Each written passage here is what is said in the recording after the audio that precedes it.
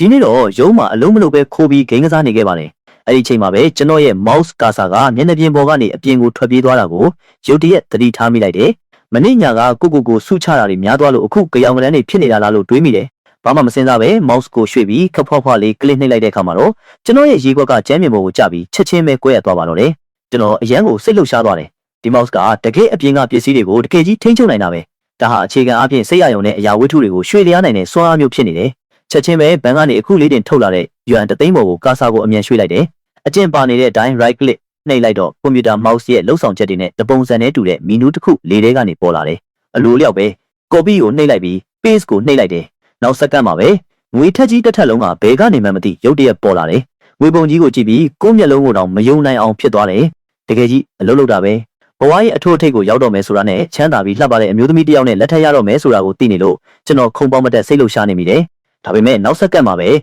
ငွေစက်ကူတွေပေါ်ကနံပါတ်စင်တွေအကုန်လုံးကတပုံစံနဲ့ဖြစ်နေတာကိုသတိထားမိသွားတယ်စစ်စေးကြီးကိုနောက်ထပ်ငွေစက်ကူတစ်ရွက်ကိုဆွဲထုတ်လိုက်တော့လေနံပါတ်ကအတူတူပဲဖြစ်နေတယ်အဲ့ဒါကအကုန်လုံးကိုငွေတုဖြစ်သွားစေတာပဲဒီပတ်စံတွေကိုတုံးလိုက်ရင်အစိုးကြီးမဟုတ်ရင်တော့နောက်ပိုင်းမှာတေချာပေါက်ဖမ်းခံရမှာပဲဒါဆိုငါကဘယ်လိုလုပ်ချမ်းသာအောင်လုပ်ရမှာလဲလို့တွေးပူသွားတယ်ဆက်စုပ်တွန့်ဆုတ်စွာနဲ့ပဲငွေပုံကြီးစီ mouse ကိုချိန်ရွေးလိုက်ပြီးဒီလစ်ကိုအတင်းကျပ်နှိပ်လိုက်ရတယ်အဲ့ဒီနောက်မှာတော့အယူတယောက်လိုစမ်းသပ်မှုတွေစလုပ်ပါတော့တယ်ကာဆာကိုဘောပင်တစ်ချောင်းပေါ်ရွှေ့လိုက်တယ် copy ကိုနှိပ်ပြီး paste ကိုနှိပ်လိုက်တယ်ဘောပင်တစ်ချောင်းကဘယ်ကမှမသိချက်ချင်းပေါ်လာတယ်ပွာထားတဲ့ဘောပင်ကိုကောက်ကင်ပြီးစက်ကူပေါ်မှာရေးချစ်ကြည့်လိုက်တော့မူရင်းဘောပင်နဲ့လုံးဝကိုတပုံစံနဲ့ဖြစ်နေတယ်စမ်းသပ်မှုတွေဆက်လုပ်နေတော့မှပဲလှပတဲ့ driver မလေး VPN ကကျွန်တော်အနောက်မှာရုတ်တရက်ရောက်လာပြီးရက်နေပါတယ်မောင်စီရဲ့စွမ်းအားအသစ်နဲ့ရှောက်ကစားရတာကိုအရန်စိတ်ဝင်စားနေပြီလို့အလုတ်ခုပြီးဖွင့်ထားတဲ့ game ကိုပိတ်ဖို့လုံးဝသတိမရခဲ့ဘူးကီဗင်အလုတ်ခုနေပြန်ပြီဒီလာထဲမှာဒါနဲ့ဆို3ချိန်ရှိပြီမင်းဒီလုတ်ကိုလိုချင်သေးရဲ့လားလို့သူမကပြောပြီးကျွန်တော်ကိုဆွဲထူဖို့စပင်ကိုလှမ်းဆွဲတယ်ကျွန်တော်အမြန်လက်ကိုမြှောက်ပြီးသူမရဲ့လက်ကောက်ဝက်ကိုပုတ်ချလိုက်တယ်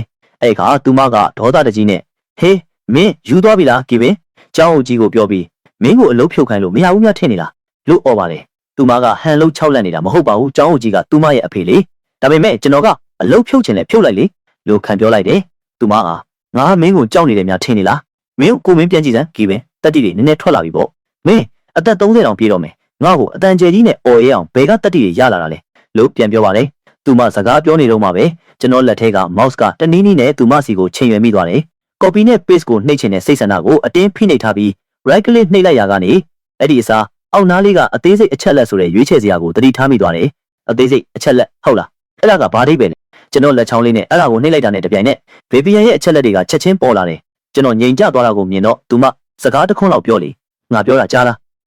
းလို့ပြောပါလေကျွန်တော်ကမင်းရဲ့ဖေရဲ့အာဏာကိုတုံးပြီးအနိုင်ကျင့်နေတာတွေကိုရက်လိုက်တော့မင်းရဲ့ကိုယ်ပိုင်အကျင့်စရိုက်ကိုမင်းမသိဘူးလားပြီးတော့မင်းကိုငါပြောလိုက်မယ်ငါကမကြခင်ချမ်းသာတော့မှာဇိမ်ခံကားတွေမောင်းပြီးစံရင်ကြီးထဲမှာနေမယ်မင်းကိုငါရဲ့အတွင်းရေးမှုအဖြစ်ငှားဖို့တော့ငါစဉ်းစားကောင်းစဉ်းစားမှာလို့ပြောလိုက်တယ်သူမကလှောင်ပြောင်တဲ့လေတံနဲ့ကီဗင်မင်းရဲ့လှုပ်သက်မှတ်တမ်းလောက်နဲ့ငါ့ကိုရေးတရားလုပ်နေတာလားဒီကြောင်အပြင်ဘက်မှာမင်းကဘာမှမဟုတ်ဘူးငါမင်းကိုပြောလိုက်မယ်ကီဗင်အဲ့ဒီနေ့တာတကယ်ရောက်လာခဲ့ရင်ငါဒူးထောက်ပြီးမင်းအတွက်ချစ်တဲ့ချင်းတပုတ်ဆိုပြမယ်လို့ပြောလိုက်ပါတယ်အဲ့ဒါနဲ့ကျွန်တော်ကအိုးခဏလေးအဲ့ဒါကိုငါအတန်သွင်းထားအောင်မယ်ထပ်ပြောစမ်းပါ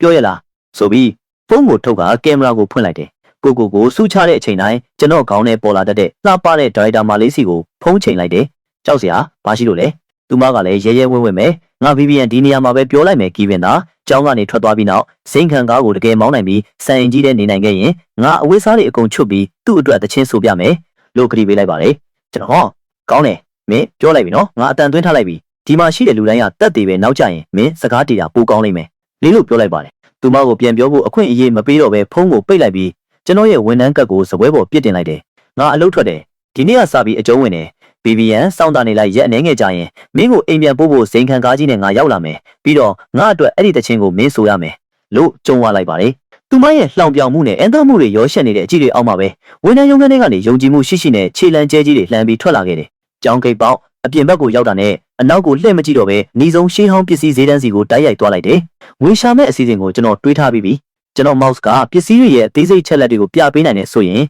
ရှေးဟောင်းပစ္စည်းတွေကိုတန်ဖိုးဖြတ်တဲ့နေရာမှာကျွန်တော်ကိုဘယ်သူမှတားဆီးနိုင်မှာမဟုတ်တော့ဘူးတားဆီးမရတဲ့ mouse ကိုစုပ်ကင်ထားရင်ပန့်ကျွန်းရှေးဟောင်းပစ္စည်းဈေးတန်းကိုရောက်လာခဲ့ပြီးအဆုံးမရှိတဲ့စိုင်ကန်းတန်းရှည်ကြီးကိုလိုက်ကြည့်နေလိုက်တယ်ကျွန်တော်မျက်စိထဲမှာတော့အဲ့ဒါတွေကတူးဖော်မခံရသေးတဲ့ရွှေတင်းကြီးတတွင်းလိုပါပဲပေါ့ပေါ့ပါပါလမ်းလျှောက်နေဟန်ဆောင်ပြီးအိတ်ကက်ထဲကနေ mouse ကိုတိတ်တဆိတ်သုံးနေလိုက်တယ်ကျွန်တော်တယောက်တည်းပဲကာဆာကိုမြင်ရတယ်အဲ့ဒါကလက်တွေ့ကဘာထဲမှာလောလောလတ်လတ်ရှော့တိုက်သွားလာနေတယ် yuan တန်းတရာတန်မိုးရှိတဲ့လျှို့ဝှက်စမ်းကြဲတဲ့စာအုပ်တုံးကိုမတွေ့မချင်းဆိုင်ကန်းတစ်ခုပြီးတစ်ခုအပေါ်ကိုဖြတ်သွားနေတယ်ကျွန်တော်စိတ်လှုပ်ရှားသွားနဲ့အပြေးလွှာသွားလိုက်တယ်ဒါပေမဲ့ကျွန်တော်အဲ့ဒါကိုမကောက်ယူနိုင်ခင်မှာပဲဘေးနားကလူတစ်ယောက်ကတစ်သားကိုဆွဲယူပြီးဖုန်းကိုလှန်ဖွင့်လိုက်တယ်အထဲမှာငကားပုံစံထွင်းထူထားတဲ့ကြောက်စိမ့်တစ်စိတ်တုံးတစ်ခုရှိနေတယ်အဲ့ဒီလူကတစ်စိတ်တုံးလှလှလေးပဲဈေးကဘယ်လောက်လဲလဲလို့မေးပါတယ်ဈေးတွေကမျက်စိရှင်တာပဲမိတ်ဆွေအောက်ခြေကစာသားကိုကြည့်လိုက်ပါကောင်းကင်ဘုံကအနှင်းသည်ထာဝရကောင်းစားခြင်းကိုယူဆောင်လာပါစေတဲ့ဒါကစစ်မှန်တဲ့ဟိရဲ့ကြောက်စိမ့်နဲ့ပြုတ်လုထားတဲ့အင်ပါယာကြောက်စိမ့်တစ်စိတ်တုံးပါမင်းသဘောကျရင်တသိမ့်နဲ့ပါလို့ပြောပါတယ်ဟိရဲ့ကြောက်စိမ့်နဲ့အင်ပါယာတစ်စိတ်တုံးဒီဈေးတွေကတကယ်ကိုတတ်တိပြောင်းတာပဲအဲ့ဒါကတကယ်အင်ပါယာတစ်စိတ်တုံးဆိုရင်အဲ့ဒီလူကသူ့ကိုယ်သူအေဂရစ်အဖြစ်ဗိတ်သိက်ခံပြီးတော့ပြီကျွန်တော် mouse နဲ့အသေးစိတ်အချက်လက်တွေကိုစစ်ဆေးကြည့်လိုက်တော့ဈေးပေါ်တဲ့ဆေးဆိုးထားတဲ့ကြောက်တုံးနဲ့ကြာရှည်စွာထိတွေ့မိပါကအရေးပြားရားရံခြင်းကိုဖြစ်စေနိုင်တယ်တဲ့ထင်းတဲ့အတိုင်းပဲဒီဈေးတွေကလူတိုင်းကိုအယူလို့ထင်နေတာပဲစိတ်မှန်တဲ့ဘသူမှဒါကိုဝယ်မှာမဟုတ်ဘူးလို့တွေးနေတော့မှပဲနောက်ဆက်ကမှအန်တီစရာကောင်းတာတခုဖြစ်လာတယ်ဝက်လက်ကโอเคရှုမယ်ကဲနဲ့ရှင်းမယ်နော်လို့လွယ်ကူကူပဲပြောလိုက်ပါတယ်ဈေးတွေကဝမ်းသာအားရနဲ့ဟာကောင်းတာပေါ့ဒီနေ့မင်းတကယ်ဈေးချိုနဲ့အပန်းရသွားပြီလို့ပြောပါတယ်ဒါကိုကြားတော့ကျွန်တော်မှင်တက်သွားတယ်နေပါအောင်တကယ်ကြီးဝယ်သွားတဲ့လူရှိတယ်ပေါ့ဝယ်လက်ကဒီကတစ်တာလေးရောဘလို့လဲဒါလေးပါယူသွားပါလားလို့ထပ်မိတော့ဈေးတွေကဟုတ်တယ်ဟောင်းနှွမ်းနေပေမဲ့သူ့ဟာနဲ့သူတော့ရတနာတစ်ပါးပဲငါတို့ရေးဆက်ဆုံးလို့ဒါကအလကားပေးလိုက်မယ်လို့ရရောပြောလိုက်ပါတယ်ဝယ်လက်ကဟာအများကြီးကျေးဇူးတင်ပါတယ်လို့ပြောပါတယ်ဒါပေမဲ့အဲ့လူရဲ့အကြီးတွေကတစ်တာရဲ့အောက်ခြေစီရောက်သွားတယ်ပြီးတော့အဲ့ဒီမှာကျွန်တော် mouse ထောက်ပြထားတဲ့ယွမ်တန်း100တန်စာအုပ်ရှိနေတယ်ပြီးတော့သူကအဲ့ဒါကိုဆွဲထုတ်လိုက်တယ်အခုတော့အဲ့ဒါကိုရဖို့ကျွန်တော်အခွင့်အရေးလုံးဝဆုံးရှုံးသွားပြီလက်လျှော့ပြီးလှည့်ထွက်သွားတော့မယ့်အချိန်မှာပဲအဲ့ဒီလူကစာအုပ်ကိုလှန်လောပြီးအထက်အောက်ကြည့်နေတာကိုတွေးလိုက်ရတယ်ပြီးတော့သူကဈေးတဲ့ကိုတိဆောက်ပုံပြန်လဲပြင်ဆင်ခြင်းလက်ရှိကုတ်တွေရဲ့ဒီဇိုင်းကိုတိုးတက်ကောင်းမွန်စေခြင်းတဲ့ဒါလဲရှင်းဟောင်းပစ္စည်းပဲလားလို့မေးလိုက်ပါတယ်နင်းအဲ့ဒါခေတ်ပေါ်စာအုပ်မဟုတ်ဘူးလားဘာလို့ငါ mouse ကဒါကိုတန်း100တန်တယ်လို့ပြောနေရလဲ mouse ချိုရင်းသွားတာလားလို့ကျွန်တော်တွေးမိတယ်အဲ့ဒီမှာရေးထားတာကဒီစာမျက်နှာတွေကြားမှာကန်ကြမာတွေဝှက်ထားတယ်တန်း100တန်းနဲ့လျှို့ဝှက်စမ်းကြဲတဲ့စာအုပ်ဈေးကွက်တန်ဖို့ယွမ်တန်း100တဲ့ဒါပေမဲ့တယောက်ကအဲ့ဒါကိုယူသွားတော့မယ်ဆိုရင်ဘယ်လိုလုပ်မလဲဈေးတွေကရီမောပြီးအဲ့ဒါကရှိုင်နေတဲ့စပွဲခြေထောက်ကိုခုထားဖို့တတ်ပါလို့ဖြေလိုက်တဲ့အခါမှာတော့အဲ့ဒီလူကစာအုပ်ကိုပြန်ချထားလိုက်ပါတယ်ဒီအမိုက်စုပ်ကိုစပွဲခုဖို့တုံးနေတာနှမျောစရာပဲငါသွားပြီလို့ပြောလိုက်တော့ကျွန်တော်ချက်ချင်းရှေ့တိုးသွားလိုက်တယ်ဦးလေးအဲ့ဒီစာအုပ်ကိုကျွန်တော်တစ်ချက်လောက်ကြည့်လို့ရမလားလို့မေးလိုက်ပါတယ်ဈေးတွေကမင်းကြည့်ချင်လို့လားခဏလေးငါအရင်စစ်ကြည့်အောင်မယ်လို့ပြောပြီးကျွန်တော်ရုတ်တရက်စိတ်ဝင်စားသွားတာကိုမြင်တော့တန်တရားဝင်သွားတယ်အဲ့ဒါနဲ့စာမျက်နှာတွေကိုတရွက်ချင်းစီလှန်လောကြည့်ပါတော့တယ်အထဲမှာပုံမှန်မဟုတ်တာဘာမှမတွေ့ဘူးအဲ့ဒီကြမှာပဲသူကစာအုပ်ကိုကမ်းပေးရင်တတိထားလူငယ်လေးဒါကရှေးဟောင်းပစ္စည်းတော့ဟုတ်လို့ပြောပါတယ်ကျွန်တော်ကဦးလေးခမတကယ်ယူသွားတာသိကြတယ်အနောက်ဘက်မှာထုတ်ဝေတဲ့ခုနှစ်ရိုက်နှိပ်ထားတယ်လွန်ခဲ့တဲ့2နှစ်ကမှထွက်ထားတာပြီးတော့ခုနကလူကဒါကိုအမိုက်ဆိုပြီးလွှင့်ပစ်တော့မလို့လုံနေရလေဒါဖြင့်မင်းကဘာလို့လိုချင်တာလဲလို့ပြန်မေးလိုက်တယ်ပြီးတော့စင်ချေပေးတဲ့အနေနဲ့ကျွန်တော်ကွန်ပျူတာသိပ္ပံသင်ခဲ့လို့ပါဒါကကျွန်တော်နဲ့အတိအကျကိုက်နေတယ်လေလာပါစာအုပ်ကဘယ်လောက်လဲလို့မေးလိုက်ပါတယ်ကျွန်တော်အရင်လိုချင်နေတာကိုမြင်တော့ဈေးတွေကထပ်ပြီးတန်တရားဝင်လာတယ်သူကအဲ့ဒါကိုပြန်လို့ယူပြီးပို့ပြီးတေချာစစ်ဆေးကြည့်တယ်ဒီလူကမျက်စိရှင်တယ်သူတကယ်တစ်ခုခုကိုတတိထားမိသွားတာတော့မဖြစ်နိုင်ပါဘူးအထဲမှာတန်း100တန်နဲ့ရှားပါတစ်စိတ်ကောင်းတစ်ခုများဝတ်ထားလို့လားသူ့ရဲ့လှုပ်ရှားမှုတိုင်းကိုကျွန်တော်စိုးရင်တကြီးကြည့်နေတော့မှာပဲစာအုပ်ကိုသူကကျွန်တော်စီပြန်ပြစ်ပေးလိုက်တယ်300ပဲပေးရှင်းဟောင်းပစ္စည်းမဟုတ်ပေမဲ့ထုတ်ဝေရတော့ရက်သွားပြီလို့သူကပြောပါတယ်ကျွန်တော်အချိန်မဆွဲတော့ပဲကုတ်ကိုစကင်ဖတ်ပြီးချက်ချင်းပတ်စံရှင်းလိုက်တယ်ဘေးကကြည့်နေတဲ့လူတွေကကုတ်ရေးတဲ့စာအုပ်နဲ့တူတယ်ထုတ်ဝေတာရက်သွားပြီဟုတ်လားဘာရက်သွားရမှာလဲစင်ဟွာစာအုပ်ဆိုင်မှာဒေါ်လာအနည်းငယ်နဲ့ရောင်းနေတာလို့တီးတိုးပြောကြတယ်နောက်တစ်ယောက်ကလည်းကြည်စမ်းသူပြုံးဖြီးနေတယ်မဟုတ်ဘူးသူရင်းနေတာအဲ့ဒီစာအုပ်မှာတခုခုထူးခြားနေတယ်လို့ထပ်ပြောပါတယ်ဈေးတွေကလူငယ်လေးမင်းတကယ်ဈေးချိုနဲ့အပိုင်ရသွားတာလားလို့လှမ်းမေးပါတယ်ကျွန်တော်အပြုံးကအဲ့ဒီလောက်တိတာနေလို့လားဒီစာအုပ်ကရှေးဟောင်းပစ္စည်းမဟုတ်ဘူးတာမန်စာအုပ်တတ်ပဲကျွန်တော်သိနားမလဲဘူးစာအုပ်ရဲ့ကိုယ်ပိုင်တန်ဖိုးကတစ်ချက်ကြည့်လိုက်တာနဲ့ရှင်းနေတာပဲဆိုလိုတာကယွမ်တန်း100တန်ဖိုးဆိုတာကအထဲကတနေရာမှာမှတ်တမ်းတင်ထားရမယ်လို့တွေးလိုက်မိတယ်စာမျက်နှာတွေကိုကျွန်တော်တရွက်ချင်းစီလှန်လောကြည့်လိုက်တယ်စာမျက်နှာတွေကတန့်ရှင်းနေတယ်မှတ်စုတွေမပါဘူးတိတာတာဘာမှမရှိဘူးသူကအထဲမှာတစ်ခုခုရှာနေတာလားအထဲမှာတစ်ခုခုဝက်ထားလို့လားဒါပေမဲ့မဖြစ်နိုင်ပါဘူးဈေးတွေကစစ်ကြည့်ပြီးပြီပဲဘာမှမတွေ့ပါဘူးစာမျက်နှာဒါဇင်နဲ့ချီပြီးလှမ်းကြည့်ပြီးတဲ့နောက်စာမျက်နှာတရွက်ကိုလက်ချောင်းလေးတွေကြားညှက်ထားရင်ရုတ်တရက်ရက်လိုက်တယ်အပေါ်ပဲအလွတ်နေရာမှာတယောက်ယောက်ကအပြာရောင်ဘောပင်နဲ့စာကြောင်းတစ်ကြောင်းရေးထားတယ်ကနန်းနေနဲ့အခရာတွေပါတဲ့စာလုံးတန်းတစ်ခုပါအခရာတစ်လုံးချင်းစီကိုဖတ်ကြည့်ပေမဲ့လုံးဝနားမလည်နိုင်အောင်ဖြစ်နေတယ်ဒါကဘာရလဲလျှို့ဝှက်ကုတ်ဖြီးရမယ်ပဟေလီတစ်ခုခုလားတန်း100ကဒီအခရာတွေနဲ့ကနန်းတွေစာလုံးတန်းထဲမှာဝှက်ထားတာလားအဲ့ဒါဘာဖြစ်နိုင်မလဲအဲ့ဒီချိန်မှာပဲမျက်မှန်တဲ့လူတစ်ယောက်ကသူ့မျက်လုံးတွေကိုရုတ်တရက်ပြူးကျဲသွားစေတယ်သူက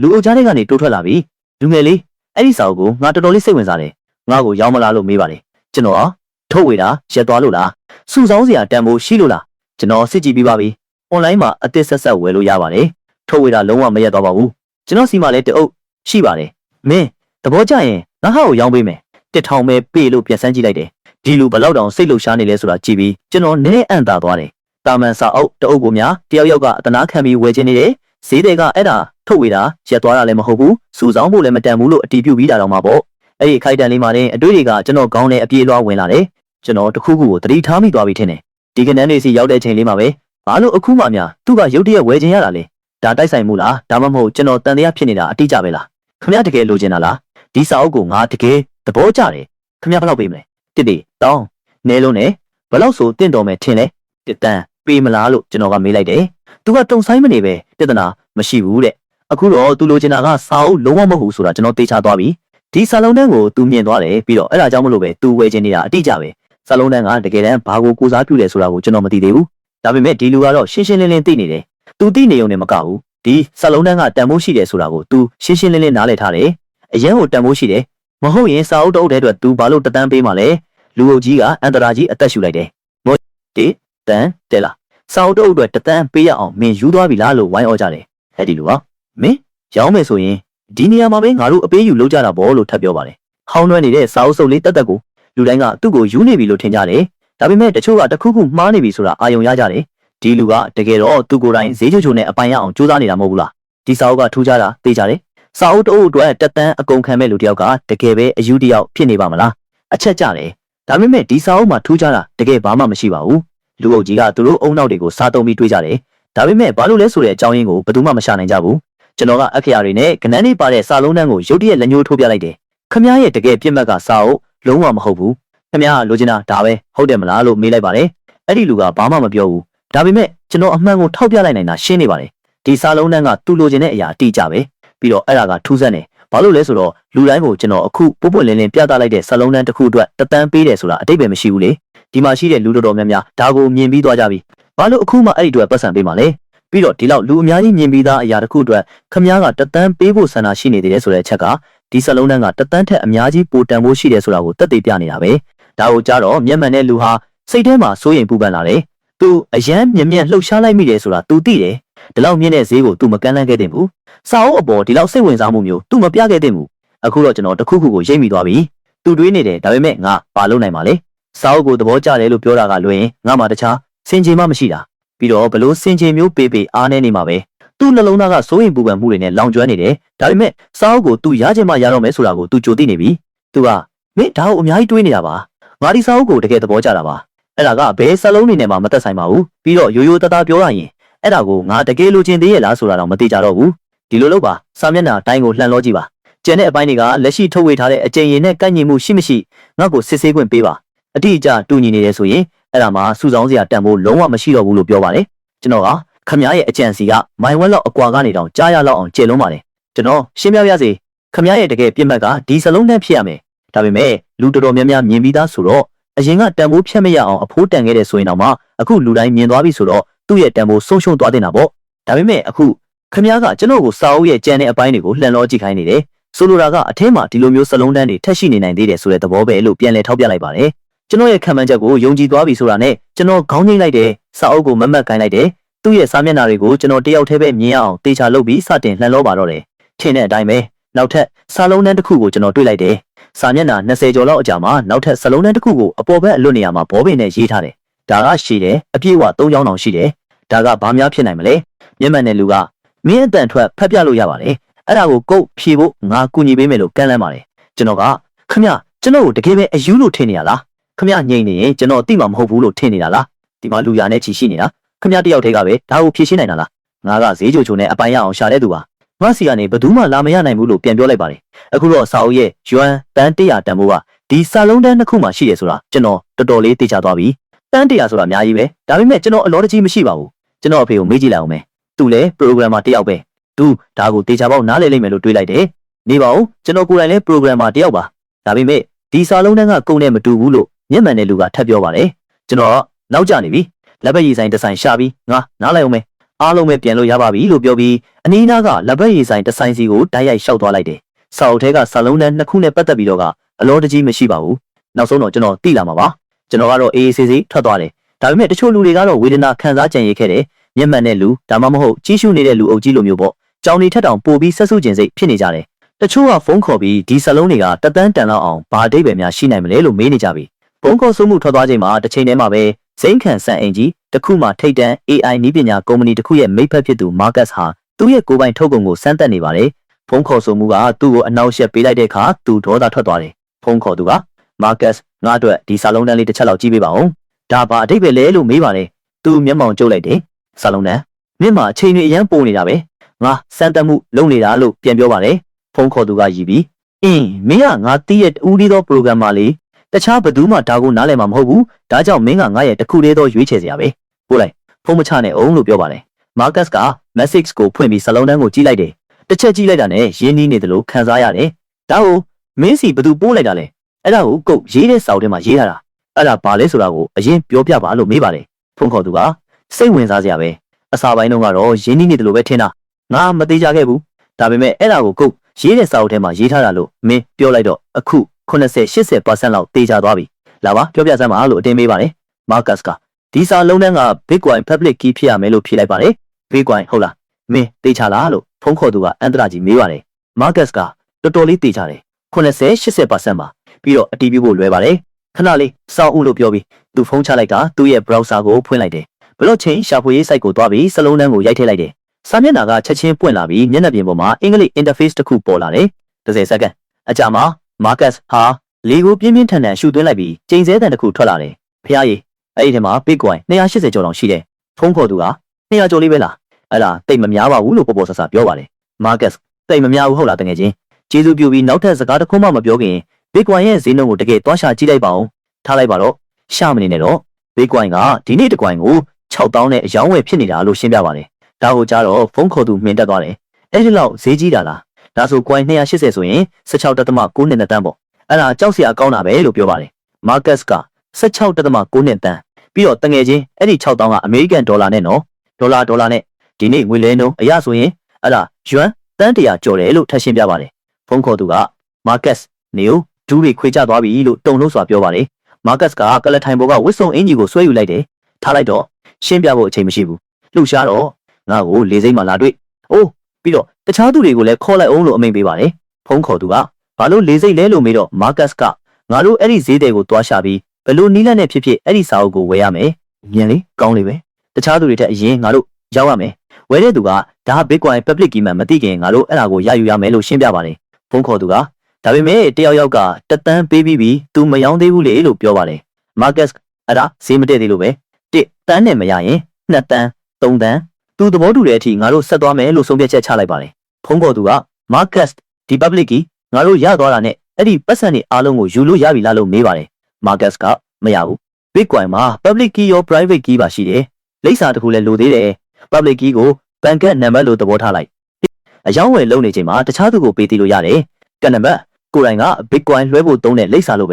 ပြီးတော့တီးတန့်တော့ကကတ်ရဲ့ပင်နံပါတ်လိုပဲအခုနားလည်ပြီလားလို့ရှင်းပြပါတယ်ဖုန်းခေါ်သူကဒါဆိုငါတို့သွားဝယ်တင်သေးလားအဲ့ဒါမစင်စားမစင်ကျင်လောက်တာမဟုတ်ဘူးလားဒါကိုရဖို့အခွင့်အရေးတစ်ခုအတွက်တသန်းပေးရမယ်ဆိုတာလို့တွေးပူသွားပါတယ် Marcus အဲ့ဒါကဈေးချိုးနဲ့အပိုင်ရတာဖြစ်နေတော့မယ်အချိန်ဆွဲမနေနဲ့တော့မဟုတ်ရင်ငါတို့နောက်ကျသွားလိမ့်မယ်လို့ပြောပြီးအပြေးလွှားထွက်လာခဲ့ပါတယ်နောက်နေ့မနေ့စောစောအိယာကနေထမျက်လုံးထဲကအိတ်ချင်မူလူတွေကိုပို့ထုတ်ပြီးမျက်နှာတက်လိုက်တယ်စာအုပ်ကိုယူပြီးမနေ့စာစားဖို့အောက်ဆင်းလာတယ်ပြီးတော့ပန်ကျွန်းစီကိုတိုက်ရိုက်သွားလိုက်တယ်ကျွန်တော်ငေးမောနေတော့မှပဲတက္ကစီ2စီးကားလမ်းဘေးမှာလာရက်ပြီးအမျိုးသား10ယောက်ဆင်းလာတယ်ကျွန်တော်မော်ကြည့်လိုက်တယ်နည်းနည်းကြောင်တောင်ဖြစ်နေတော့မယ်အဲ့ဒီအဖွဲကကျွန်တော်စီတဲတိုက်ရှောက်လာတဲ့အထိပါပဲတယောက်ကပြုံးပြီးကျွန်တော်ကိုမင်္ဂလာပါခင်ဗျာကျွန်တော်မိတ်ဆက်ပြစီကျွန်တော်က Marcus ပါလို့နှုတ်ဆက်တယ်တခြားသူတွေကလည်းတယောက်ပြီးတယောက်မိတ်ဆက်ကြတယ်လူတွေအရန်များလို့သူတို့နာမည်အကုန်လုံးကိုကျွန်တော်မှတ်မိဖို့မဖြစ်နိုင်ဘူးနေပါဦးခင်ဗျားတို့ကကျွန်တော်ကိုသိလို့လားလို့ကျွန်တော်ကမေးလိုက်ပါတယ် Marcus ကမနေ့ကပန်ကျွန်းမှာခင်ဗျားအဲ့ဒီစာအုပ်ကိုဝယ်တာကိုကျွန်တော်မြင်လိုက်တယ်ခင်ဗျားလမ်းဘေးဆိုင်ကနေဝယ်ခဲ့တဲ့စာအုပ်ကိုကျွန်တော်တို့အရန်စိတ်ဝင်စားပါတယ်ကျွန်တော်တို့ထိုင်ပြီးစကားပြောဖို့နေရာတစ်ခုခုမရှားကြဘူးလားလို့ဖိတ်ခေါ်ပါတယ်ကျွန်တော်ခေါင်းတစ်ချက်ဆက်လိုက်တယ်နားလည်သွားပြီလေသူတို့စာအုပ်အတွက်တိုက်ရိုက်လာကြတာပဲခင်ဗျားတို့ဒီကိုလာတာအဲ့ဒီစာလုံးတန်းအတွက်မဟုတ်လားလို့ကျွန်တော်ကမေးလိုက်တယ်သူတို့ကမှန်ပါတယ်လို့ဖြေကြပါတယ်အဲ့ဒါဘာလဲလို့ကျွန်တော်ကစမေးလိုက်တဲ့အခါသူတို့အားလုံးငြိမ်သွားကြတယ်ဘယ်သူမှချက်ချင်းအဖြေမပေးကြဘူးအဲ့ဒီချိန်မှာပဲတက္ကစီအနှဲငယ်ထပ်ရောက်လာပြီးလူတွေထပ်ဆင်းလာတယ် သူတို့ကပတ်ဝန်းကျင်ကိုအကဲခတ်လိုက်တယ်ကျွန်တော်ကိုချက်ချင်းမြင်သွားပြီးအပြေးလွှားရောက်လာကြပါတယ်မိနစ်အနည်းငယ်အတွင်းမှာပဲလူဒါဇင်နဲ့ချီပြီးကျွန်တော်ပတ်လည်မှာစုဝေးလာကြတယ်သူတို့ရဲ့အဝတ်စားတွေကတစ်ချက်ကြည့်ရင်တာမန်လိုပဲဆိုပေမဲ့အကုန်လုံးကအစင်းမြင့်အမတ်တစိတ်တွေကြီးပဲဖြစ်နေတယ်ပြီးတော့လူတိုင်းမှာတိတ်ဆိတ်ပြီးယုံကြည်မှုရှိတဲ့အငွေအသက်တွေအပြည့်ရှိနေတယ်ရှင်းပါတယ်ဒီလူတွေကဘယ်သူမှတာမန်လူတွေမဟုတ်ဘူးတယောက်ချင်းစီတိုင်းကသူတို့ရဲ့ကိုယ်ပိုင်နယ်ပယ်တွေမှာထိတ်တန်းခေါင်းဆောင်တွေဖြစ်မဲ့လို့တောင်ကျွန်တော်တန်တရားရှိမိတယ်ပြီးတော့အဲ့ဒီဆက်လုံးတန်းကဘာလဲဆိုတာကိုသူတို့အားလုံးသိပြီးသားဖြစ်ပုံရတယ်ကျွန်တော်တယောက်တည်းပဲမသိတာလားလို့တွေးရင်နည်းနည်းစိတ်ပြတ်သွားတယ်ဒါပေမဲ့နောက်တော့ကျွန်တော်မျက်နှာမူရပြောင်းသွားတယ်တခုခုညံအလင်းပွင့်သွားပြီလူအုပ်ကြီးဘက်ကိုကျွန်တော်လှည့်လိုက်တော့လူတယောက်ကစကားစာပြောဖို့လူကြီးမင်းလို့ခေါ်လိုက်ပါတယ်ကျွန်တော်လက်မြောက်ပြီးသူတို့ကိုတားလိုက်ကစကားတစ်ခုမှမပြောနဲ့လို့ပြောလိုက်ပါတယ်လူအုပ်ကြီးကိုကျွန်တော်ထပ်ကြည့်လိုက်တယ်နောက်တစ်ခဏမှာတော့ဘေးကကြည့်နေတဲ့သူတွေကြားမှာစကားပြောတဲ့နေစူညံသွားတယ်ချက်ချင်းပဲအားလုံးကအတိတ်ပဲရှိသွားတယ်လူငယ်လေးမင်းတော့တကယ်ကိုချမ်းသာသွားပြီပဲတန်တရာကြော်တယ်မနေ့ကမင်းဝဲခဲ့တဲ့စာအုပ်ထဲကအဲ့ဒီစလုံးတန်းက Bitcoin အများပြည်သူသုံးတော့ပဲဘာပဲလို့အဲ့ဒီစာအုပ်ကိုမရောက်နဲ့နော်မရောက်နဲ့လို့လူတယောက်ကသတိပေးပါတယ်ဒီလူတွေအကုန်လုံးကဈေးချိုးချိုးနဲ့အပိုင်ရအောင်ဝင်လို့ဖို့ရောက်လာကြတာပဲပထမဆုံးရောက်လာတဲ့သူက Marcus သူကထိတ်တန်း AI ကုမ္ပဏီတစ်ခုရဲ့မိတ်ဖက်သူ့ဘေးကတယောက်ကနာမည်ကြီး influencer နဲ့တူတယ်ဘယ်ဘက်ကလူကနီးပညာကုမ္ပဏီတစ်ခုရဲ့မိတ်ဖက်ဒီကုတ်ရေးတဲ့နယ်ပယ်ကအဓိကလူကြီးတွေဘာလို့တခုံးမှမဟာကြတာလဲဆိုတာအံ့သားစရာမရှိတော့ပါဘူးသူတို့စားလုံးတန်းကိုသတိမထားမိဘူးလို့ကျွန်တော်ထင်ခဲ့တာတကယ်တမ်းကျတော့သူတို့အားလုံးသတိထားမိကြတာပဲတယောက်မကြံဈေးချိုချိုနဲ့အပိုင်ရမလားဆိုတဲ့မျှော်လင့်ချက်နဲ့အပြေးလွှားရောက်လာကြတာဘလောက်တောင်အကြံစီကြီးတဲ့ဖွဲ့လဲအားလုံးပဲကျေးဇူးပြုပြီးအိမ်ပြန်ကြပါဒီစာအုပ်ကရောင်းဖို့မဟုတ်ပါဘူးလို့ပြောပြီးကျွန်တော်လှည့်ထွက်လာခဲ့တယ်ကျွန်တော်လေတံကရင်ကျေးနေသေးပါဈေးချိုချိုနဲ့အပိုင်ရအောင်ရှာတာကလူတဘာဝပဲလေသူတို့နေရာမှာသာဆိုရင်ကျွန်တော်လည်းအဲ့ဒီလိုပဲလုပ်မှာပဲအဲ့ဒီမှာအမှားမှန်ဆိုတာမရှိပါဘူးဒါကိုကြတော့လူအုပ်ကြီးကချက်ချင်းပဲကျွန်တော်အနောက်ကိုလိုက်လာကြတယ်စကားတန်တွေကထက်နေတယ်လူကြီးမင်းအဲ့ဒီစာအုပ်ကခမည်းအတွက်အသုံးမဝင်ပါဘူးနှစ်တန်းဘယ်လိုလဲ3တန်းခမည်းလဲကျွန်တော်တို့လိုပဲဈေးချိုချိုနဲ့အပိုင်ရအောင်ရှာတဲ့သူပါပဲခမည်းမရောမှုဆိုတာကဈေးမတက်သေးလို့ပဲဖြစ်မှာပါဈေးတစ်ခုလောက်ပြောလိုက်ပါလားလို့အပြိုင်ဆိုင်ဈေးခေါ်ကြပါတယ်လူတယောက်ကရိုးရိုးသားသားပြောရရင်ဖုံးကွယ်ထားစရာဘာမှမရှိပါဘူးကျွန်တော်ပုံမှန်လင်းလင်းပဲပြောလိုက်မယ်အဲ့ဒီစာလုံးတန်းက Bitcoin Public Key ပဲ Bitcoin အကြောင်းခမည်းသိမသိတော့ဘူးထင်ပါတယ်ဒါကြောင့်ကျွန်တော်အချင်းချုပ်ပြောပြပါမယ်လို့ကန်တမ်းပါတယ်ရိုးရိုးသားသားပြောရရင်ကျွန်တော်အဲ့အကြောင်းသိမသိပါဘူးပြောပါအောင်လို့ကျွန်တော်ကပြန်ပြောလိုက်ပါတယ် Bitcoin မှာ Public Key ရော Private Key ပါရှိတယ်မနေ့ကအဲ့ဒီစာလုံးတန်းက Public Key ပဲ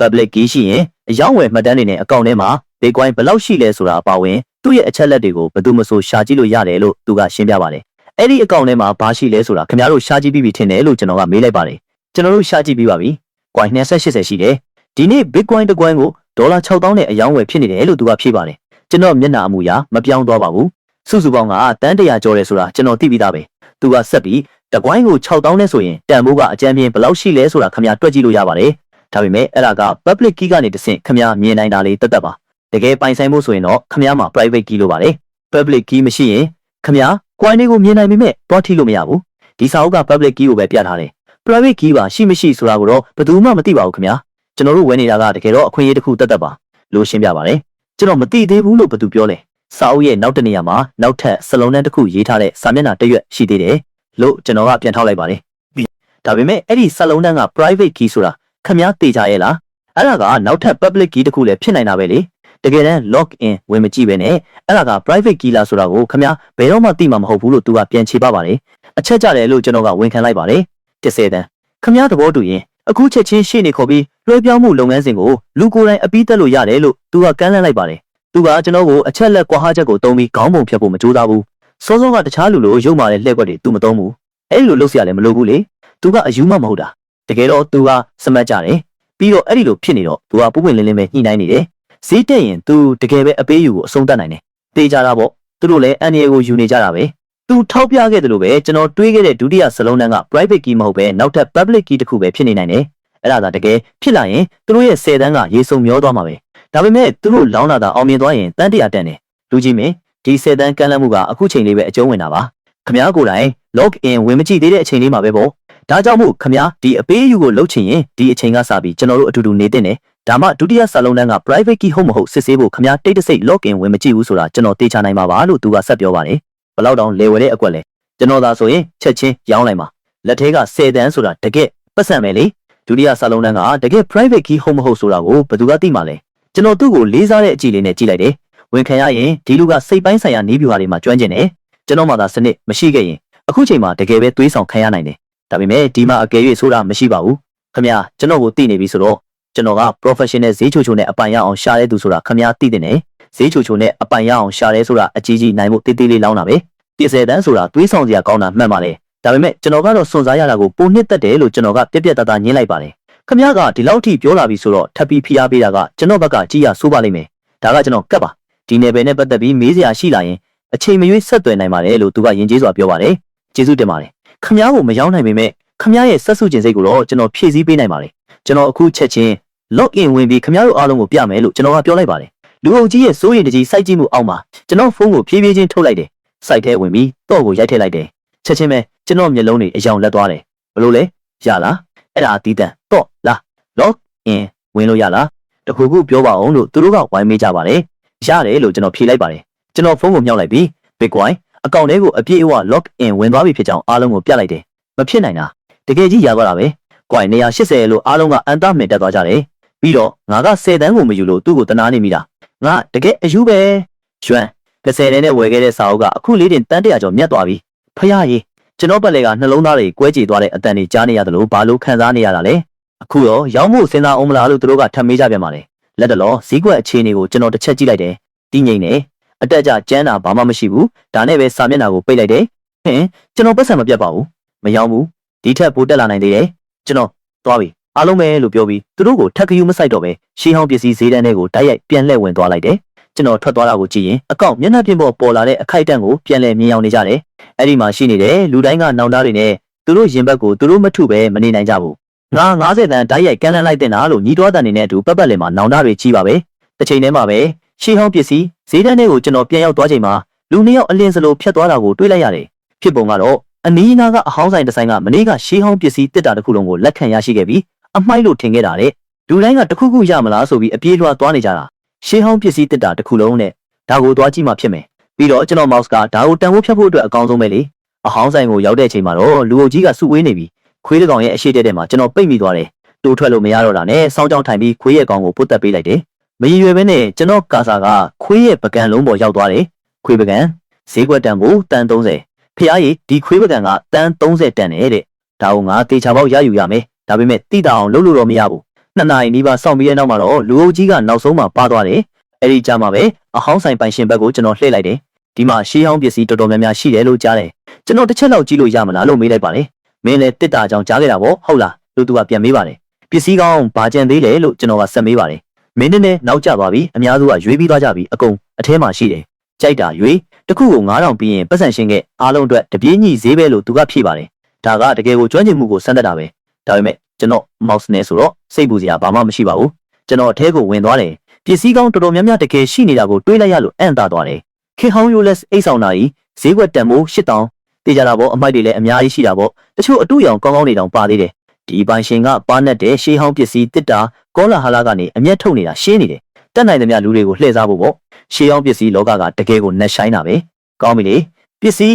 အနည်းငယ်လောက်ယူလိုက်မယ်ကျွန်တော်တကယ်လိုချင်တဲ့ခွေးပကံအတွက်အကာအကွယ်ကောင်းကောင်းပဲလို့ကျွန်တော်တွေးလိုက်ပါတယ်ပစ္စည်းတွေကိုပွေးပိုက်ပြီးအပြင်ကိုထွက်လာတဲ့အခါကြီးဖို့လိုက်ဝင်လာတဲ့လူအုပ်ကြီးကအံ့သာသွားကြတယ်ကြည်စမ်းသူတကယ်ကြီးပစ္စည်းတွေဝယ်ခဲ့တာပဲအဲ့ဒါတွေအကုန်လုံးကရှေးဟောင်းပစ္စည်းအစ်စ်တွေလားငါတို့တကယ်နောက်ကျသွားတာဖြစ်မယ်ဒါတွေကရှေးဟောင်းပစ္စည်းတွေမှတ်ပါတယ်ဒါပေမဲ့တိတ်မတန်ပါဘူးဘာပဲဖြစ်ဖြစ်လက်ပလာနဲ့တော့မပြန်သင့်ဘူးလေပြီးရင်ရှေးဟောင်းပစ္စည်းဈေးတန်းဘက်ဝင်သွားကြတာပေါ့လို့သူတို့အချင်းချင်းပြောဆိုနေကြတယ်ကျွန်တော်ပစ္စည်းတိုင်းကိုစစ်ဆေးပြီးတော့အခုပစ္စည်းလက်တဆုပ်စာနဲ့ထွက်လာခဲ့တယ်ဒီအချိန်မှာတော့ဆိုင်ပိုင်ရှင်ကဟင်းချက်လို့ပြီးသွားပြီးခွေးချေကုံပေါ်မှာထိုင်ပြီးစားနေတယ်သူ့ခြေရင်းမှာအမဲရောင်ခွေးစုပ်လေးတစ်ကောင်ကအတန်ကျဲကျဲနဲ့အငမ်းမရစားတောက်နေတယ်အဲ့ဒီပကံလုံးကပဲကျွန်တော်လိုချင်နေတဲ့ဟာလေစုစုပေါင်း15000ရပါတယ်စကင်ဖတ်ပြီးရှင်းလိုက်မယ်ဒါနဲ့ခမည်းစီမှာထူကြတာဘာမှမကြမ်းတော့ဘူးမလားလို့ကျွန်တော်ကမေးလိုက်ပါတယ်ထူကြတာလားတကယ်တော့မင်းမေးတာရေးစရာပဲငါစီမှာတခုတော့ရှိတယ်ကြည့်ကျင်လားလို့သူကပြန်မေးပါတယ်ဒီပိုင်ရှင်ကပကံလုံးတန်ဖိုးရှိမှန်းသိနေပြီးတော့မဖြစ်နိုင်ပါဘူးတီထူးကြတဲ့အရာကပါလေပိုင်ရှင်ကလက်ညှိုးထိုးပြတယ်လက်ဟာပြင်မိဖို့ကိုခုထားတဲ့ကြောက်တုံးတုံးကိုညှိုးပြနေတယ်ပိုဒီကြကြပြောရရင်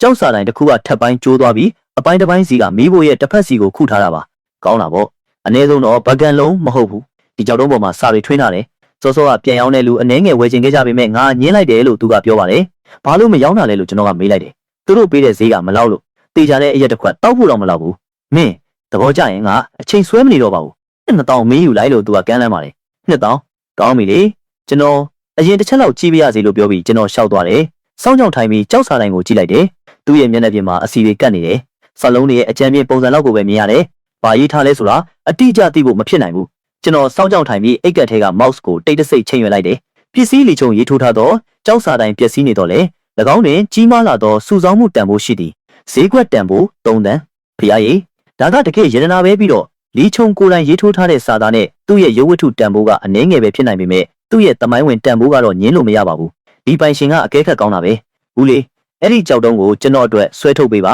ကျွန်တော်ယူမယ်လို့ပြောလိုက်ပါတယ်ပြီးတော့သူလိန်ပြောနေတာမဟုတ်ပါဘူးစောစောကလာကြည့်တဲ့ဈေးတွေကဒီကြောက်စာတိုင်းကိုတွေ့ပြီးသားပါတယောက်ယောက်ပေးခဲ့တဲ့အမြင့်ဆုံးဈေးကယွမ်300ပါကြောက်စာတိုင်းကတကယ်ဘာလဲဆိုတာ तू မသိပေမဲ့ तू ညင်းခဲ့တယ်ဒါပေမဲ့သူ့ပေါ်မှာစာတွေရေးထားတယ်လေစာတွေရေးထားတယ်ဆိုရင်ဒါကရှင်းဟောင်းပစ္စည်းဖြစ်နိုင်တာပဲဒါကြောင့်မို့တယောက်ယောက်လာကြည့်တိုင်း तू ကအဲ့ဒါကိုပြောပြလိမ့်ရှိတယ်ဘယ်သူမှစိတ်ဝင်စားကြပေမဲ့ပေါ့ဒီတစ်ခါတော့ तू ကအလွတ်တဘောလေးပဲပြောလိုက်တာကိုတကယ်ကြီးရောင်းရသွားတယ်အခုတော့ तू ပုံမတောင်းလိုက်ရလေချင်းဆိုပြီးနောင်တတဝက်ရနေတယ်ဟိုးဦးလေဒီခွေးကတော်တော်တတိရှိတာပဲကျွန်တော်ကိုဒီလိုဟောက်ရဲတယ်ပေါ့တတိထားနော်မဟုတ်ရင်မင်းအစာကိုငါခိုးစားလိုက်မယ်လို့ကျွန်တော်ကခွေးကိုနောက်လိုက်တယ်ကျွန်တော်အခွင့်အရေးရှာနေတော့မှာပဲခွေးကဟောင်းလိုက်တော့အခွင့်အရေးတစ်ခုရသွားတယ်ကျွန်တော်အခွင့်အရေးကိုယူပြီးသူ့အရှိတက်တက်မှာစောင်းကြောင်းထိုင်ချလိုက်တယ်ဟာဟာမင်းမရေးစရာကောင်းတဲ့ဘက်လည်းရှိမယ်လို့မထင်တာဘူးလာမင်းအစာကိုကိုအောင်စားလိုက်အဆက်ကျော်တဝက်လောက်လောင်းကြီးထက်ရဲတယ်မင်းဒီခွေးထက်ပိုစားနိုင်မှာမဟုတ်ဘူးလို့စိုင်ပိုင်ရှင်ကရဲပြီးပြောပါတယ်ဟေးစိတ်မဆိုးနဲ့လေနောက်ကြရင်သူ့ကိုပြုတ်စားပစ်လိုက်မယ်လို့ကျွန်တော်ကပြန်နောက်လိုက်တယ်အဲ့ဒီအချိန်မှာပဲကျွန်တော်အာယုံအားလုံးကပကံလုံးပေါ်မှာပဲရှိနေတယ်အဲ့ဒါကတန်နဲ့လှုပ်ထားတာမှန်ပါတယ်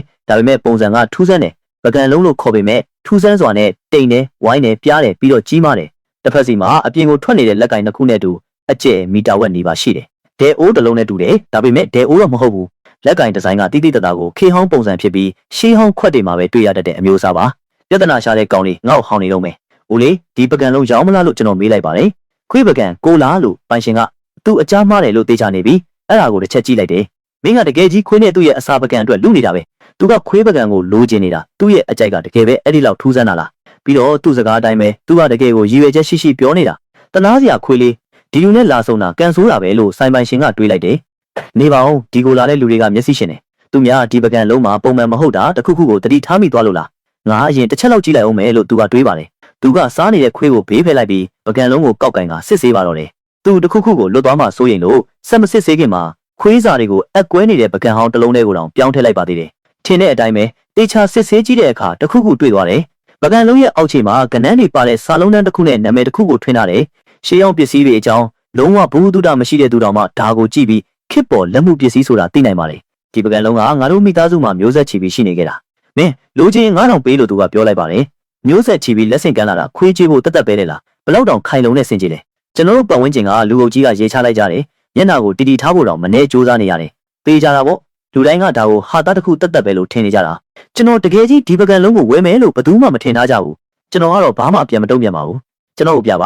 ါဘာလို့ညစ်ပတ်နေတာပဲမင်းကြည့်လို့ရအောင်ငါဒီအတိုင်းလေးပဲကင်ထားပေးမယ်လို့သူကပြောပါတယ်စိုင်းပိုင်ရှင်ကကျွန်တော်ကိုတိုက်ရိုက်ကင်ခွင့်မပေးချင်တာရှင်းနေပါတယ်ဘာလို့လဲဆိုတော့ကင်ကြည့်လိုက်တာနဲ့ဒါကခစ်ပေါ်ပစ္စည်းဆိုတာတိတာသွားမှာပဲလေအဲ့ဒါသာပေါ်သွားရင်အယောင်းဝယ်ကပြတ်သွားမှာပေါ့လက်ထဲရောက်သွားတာနဲ့တိတိတတ်တာကိုလေးလံနေတာခံစားရတယ်တန်နဲ့လှုပ်ထားတာတေးချတယ်ပြီးတော့တော်တော်လေးထူတယ်10 စင်တီမီတာကျော်တယ်အထဲမှာအခဲကြီးပဲဖြစ်ဖို့များတယ်မဟုတ်ရင်ဒီလောက်လေးမှမဟုတ်ဘူးမျက်နှာပြင်တစ်ခုလုံးကချောမွေ့နေတယ်ဟောင်းနွမ်းနေတယ်နေရာတော်တော်များများမှာပြောင်လက်နေတယ်အောက်ခြေမှာကနန်းတွေပါတဲ့စာလုံးနဲ့တစ်ခုနဲ့နာမည်တစ်ခုကြောင်တော့373နဲ့ဒါပါအိဗယ်လေဆိုတာကျွန်တော်လုံးဝမသိဘူးပစ္စည်းအနောက်ပိုင်းကျိုးခစ်ကြေးလုံးချူအရေးသွေးထူးကောင်းမွန်သည်လူလူကြားပျောက်ဆုံးနေသောနိုင်ငံတော်အဆင့်ရတနာတပါးလို့မော့စ်ကဖော်ပြပေးနေပါတယ်ဈေးတွေကကျွန်တော်ဝယ်သွားတဲ့ပကံလုံးကိုကြည့်ပြီးမျိုးဆက်ချီပြီးလက်ဆင့်ကမ်းလာတာပါရပြီဇက်လန်းတွေလာမပြောနဲ့တော့ကျွန်တော်ယူမယ်လို့ပြောလိုက်တော့ကျွန်တော်ကမင်းယူမယ်ဒါဆိုပြီးတာပဲလေစောစောကငါ9000လို့ပြောခဲ့တယ်အင်း9000လို့ခက်ပြက်ပြက်ပြောလိုက်ပါတယ်အဲ့ဒီအချိန်မှာမော့စ်ကပြသနေတာကိုမြင်တော့ကျွန်တော်နေရာမှာနေမှင်တက်သွားတယ်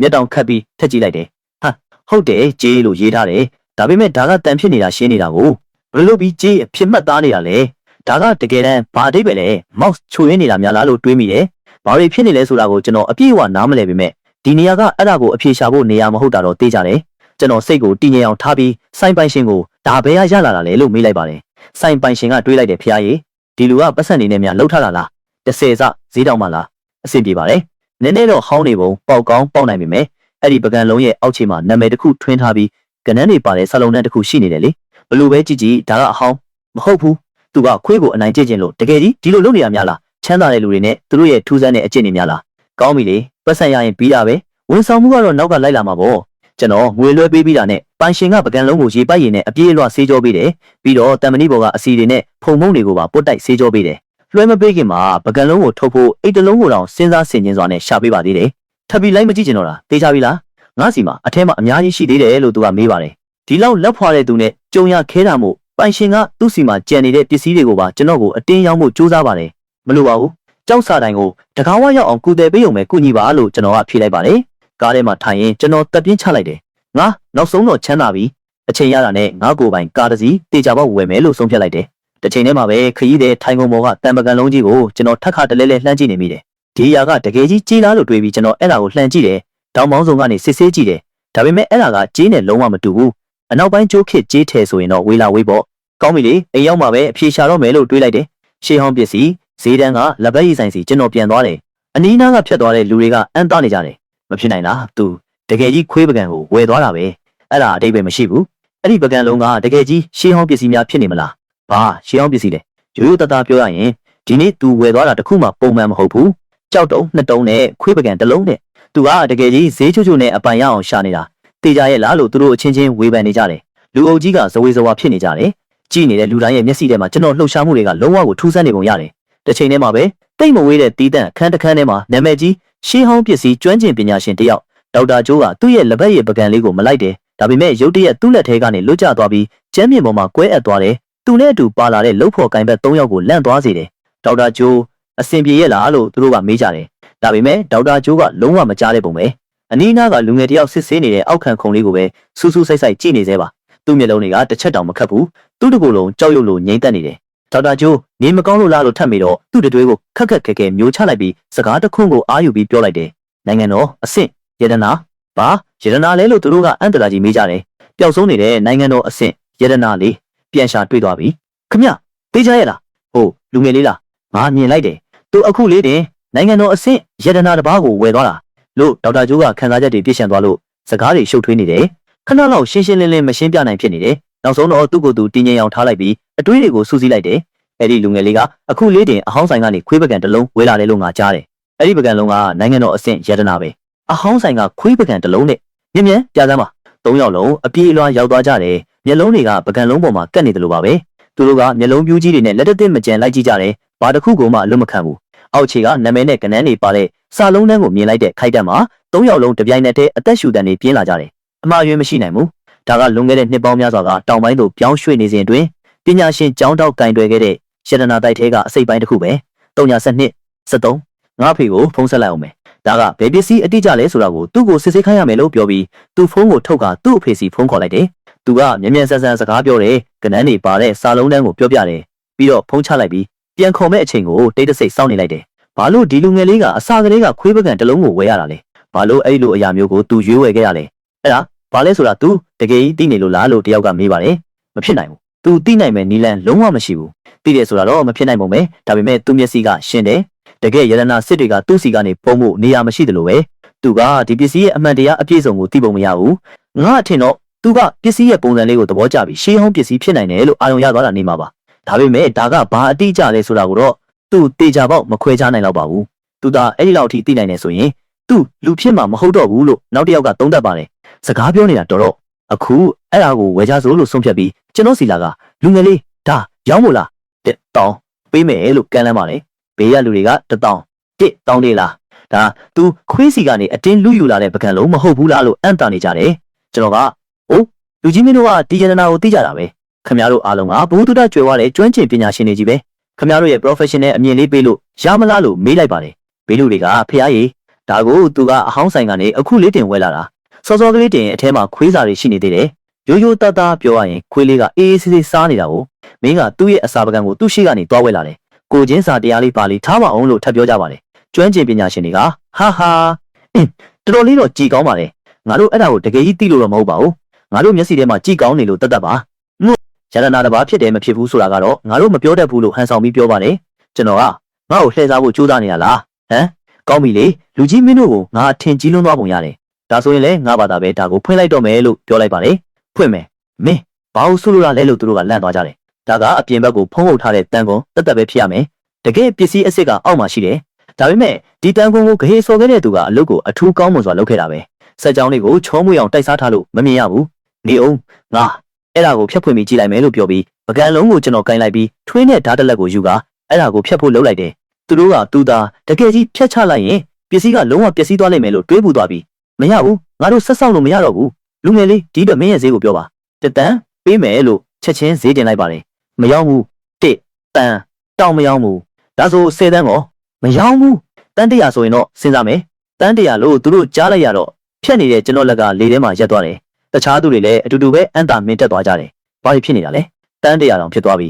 တွင်ထဲမှာဘာရှိလဲဆိုတာတောင်မသိပဲနဲ့တန်း100ပေးရတာလားခမ ्या တို့ကပတ်စံကိုဘာမှမဟုတ်တယ်လို့သဘောထားနေကြတာပဲခမ ्या တကယ်ကြီး100တန်းပေးမှလားလို့ဘေးလူတွေကဝိုင်းအောင်ကြတယ်ဟုတ်တယ်တန်း100လူငယ်လေးခေါင်းသာညှိလိုက်ပါငါအခုချက်ချင်းငွေလွှဲပေးမယ်ဒါဘာလဲဆိုတာကိုခမ ्या တကယ်သိရလားအဲ့ဒါကိုတစ်စက္ကန့်လေးတောင်ငါမယုံဘူးခမ ्या က10တန်းကနေတန်း100ကိုချက်ချင်းခုန်တက်သွားတာဒါဘာလဲဆိုတာကိုခမ ्या တကယ်မသိဘူးဆိုရင်ဒီပကံလုံးကိုငါကိုယ်တိုင်စားပြမယ်ကဲလူငယ်လေးငါရဲ့ကံလန်းမှုကိုဘလို့သဘောရလဲလို့ဒေါက်တာကျိုးကတောင်းဆိုပါတယ်သူ့ကိုကျွန်တော်ပြန်မဖြေနေတော့ပါဘူးပေါ့ပေါ့ပါပါနဲ့ဒါပေမဲ့ခိုင်ခိုင်မာမာတွန်းလိုက်တာနဲ့ထက်မြက်တဲ့ဓာတ်သွားကဖြတ်တောက်သွားပါတယ်တန်း100ဒီကောင်လေးကတမ်မလီလိုခိုင်မာတဲ့အာယုံကြောတွေရှိတာပဲဘသူမှသူ့ကိုမရှင်းနိုင်ဘူးတန်းခွန်ရဲ့အောက်မှာတကယ်ကြီးတစ်ခုခုရှိနေတာပဲအောက်မှာမဲနေတော့မယ်တန်မဲဖြစ်ရမယ်ကြည့်အဲ့ဒီပေါ်မှာစာတွေရေးထားတယ်လို့ဘေးလူတွေကအန္တရာကြီးပြောကြတယ်မျက်နှာပြင်ကမဲနှက်ပြီးပြောင်လက်နေကအတွင်းပိုင်းအောက်ခြေမှာကမီးစာတစ်ခုပါရှိပါတယ်ဒါကအစ်စ်ပဲဒါအနောက်ပိုင်းကျိုးခစ်ကပဲသူ့ရဲ့နာမည်ပြည့်စုံကအနောက်ပိုင်းကျိုးခစ်ကျေးရှိကြခမ ्या ကသူ့ရဲ့နာမည်အတိအကျကိုတော့သိနေတာလားဒါကယရနာတွေကယရနာပဲလူကြီးမင်းတို့အားလုံးသိပြီးသားဖြစ်မယ်လို့ကျွန်တော်ထင်ပါတယ်လို့ဒေါက်တာကျိုးကဝန်ခံပါတယ်အဲ့ဒီအချိန်မှာနောက်လူတစ်ယောက်ကလူငယ်လေးငါတို့ရဲ့ရှေးဟောင်းပစ္စည်းစုဆောင်းသူများအသင်းရဲ့ဥက္ကဋ္ဌပါဒီရှားပါယရနာအတွက်တန်း400ပေးပါမယ်လို့ကမ်းလှမ်းလိုက်ပါတယ်တန်း400ကျွန်တော် mouse ပြထားတဲ့ဈေးထက်တန်း100တောင်ပိုများတယ်ဒါကတကယ်ကိုအံ့သားစရာပဲကောင်းပြီလေရောက်လိုက်ပြီလို့ကျွန်တော်သဘောတူလိုက်ပါတယ်ကျွန်တော်ခေါင်းညှိလိုက်တာနဲ့တန်း400ဟာကျွန်တော်ဘဏ်အကောင့်ထဲကိုချက်ချင်းနှီးပါရောက်လာပါတယ်ဒါပေမဲ့ရှေးဟောင်းပစ္စည်းဈေးထဲမှာဆက်ပြီးဈေးချိုချိုနဲ့အပိုင်ရအောင်ရှာဖို့လုပ်နေတော့မှာပဲအနောက်ကိုလှည့်ကြည့်လိုက်တော့ဝင်းပလွေတွေလိုစလောင်းနေတဲ့မျက်လုံးတွေဝိုင်းရံနေတာကိုတွေ့လိုက်ရတယ်မျက်လုံးတိုင်းကကျွန်တော်စီမှာပဲကတ်နေတယ်ထားလိုက်တော့အင်ကိုအရင်ပြန်ပြီးဒီ mouse ကတခြားဘာတွေလုံနိုင်သေးလဲဆိုတာကိုအဖြေရှာတာပိုကောင်းမယ်လို့တွေးပြီးပြန်လာခဲ့တယ်အရင်ပြန်လမ်းမှာ mouse ကဘယ်ရာရဲ့အချက်လက်တွေကိုမဆိုလွတ်လွတ်လပ်လပ်တေးဖြတ်နိုင်တယ်ဆိုတာကိုသိလိုက်ရလို့ကျွန်တော်ဝမ်းသာသွားတယ်ရုပ်ရည်ခန္ဓာကိုကြွယ်ဝချမ်းသာမှုအကုန်လုံးကိုစိတ်ကြိုက်ပြင်လို့ရတယ်ဒီစနစ်ကမယုံနိုင်လောက်အောင်စွမ်းထက်တာပဲကျွန်တော်ရဲ့ကိုယ်ပိုင်တိုက်ခိုက်ရေးစွမ်းအားကိုတန်းနဲ့ချီပြီးမြင့်တင်ဖို့ကြိုးစားကြည့်တယ်ဒါပေမဲ့နောက်စက္ကန့်မှာပဲ mouse ကအမှားပြတယ်လက်ရှိ mouse အဆင့်1တိုက်ခိုက်ရေးစွမ်းအားကိုတဲဖြတ်၍မရပါ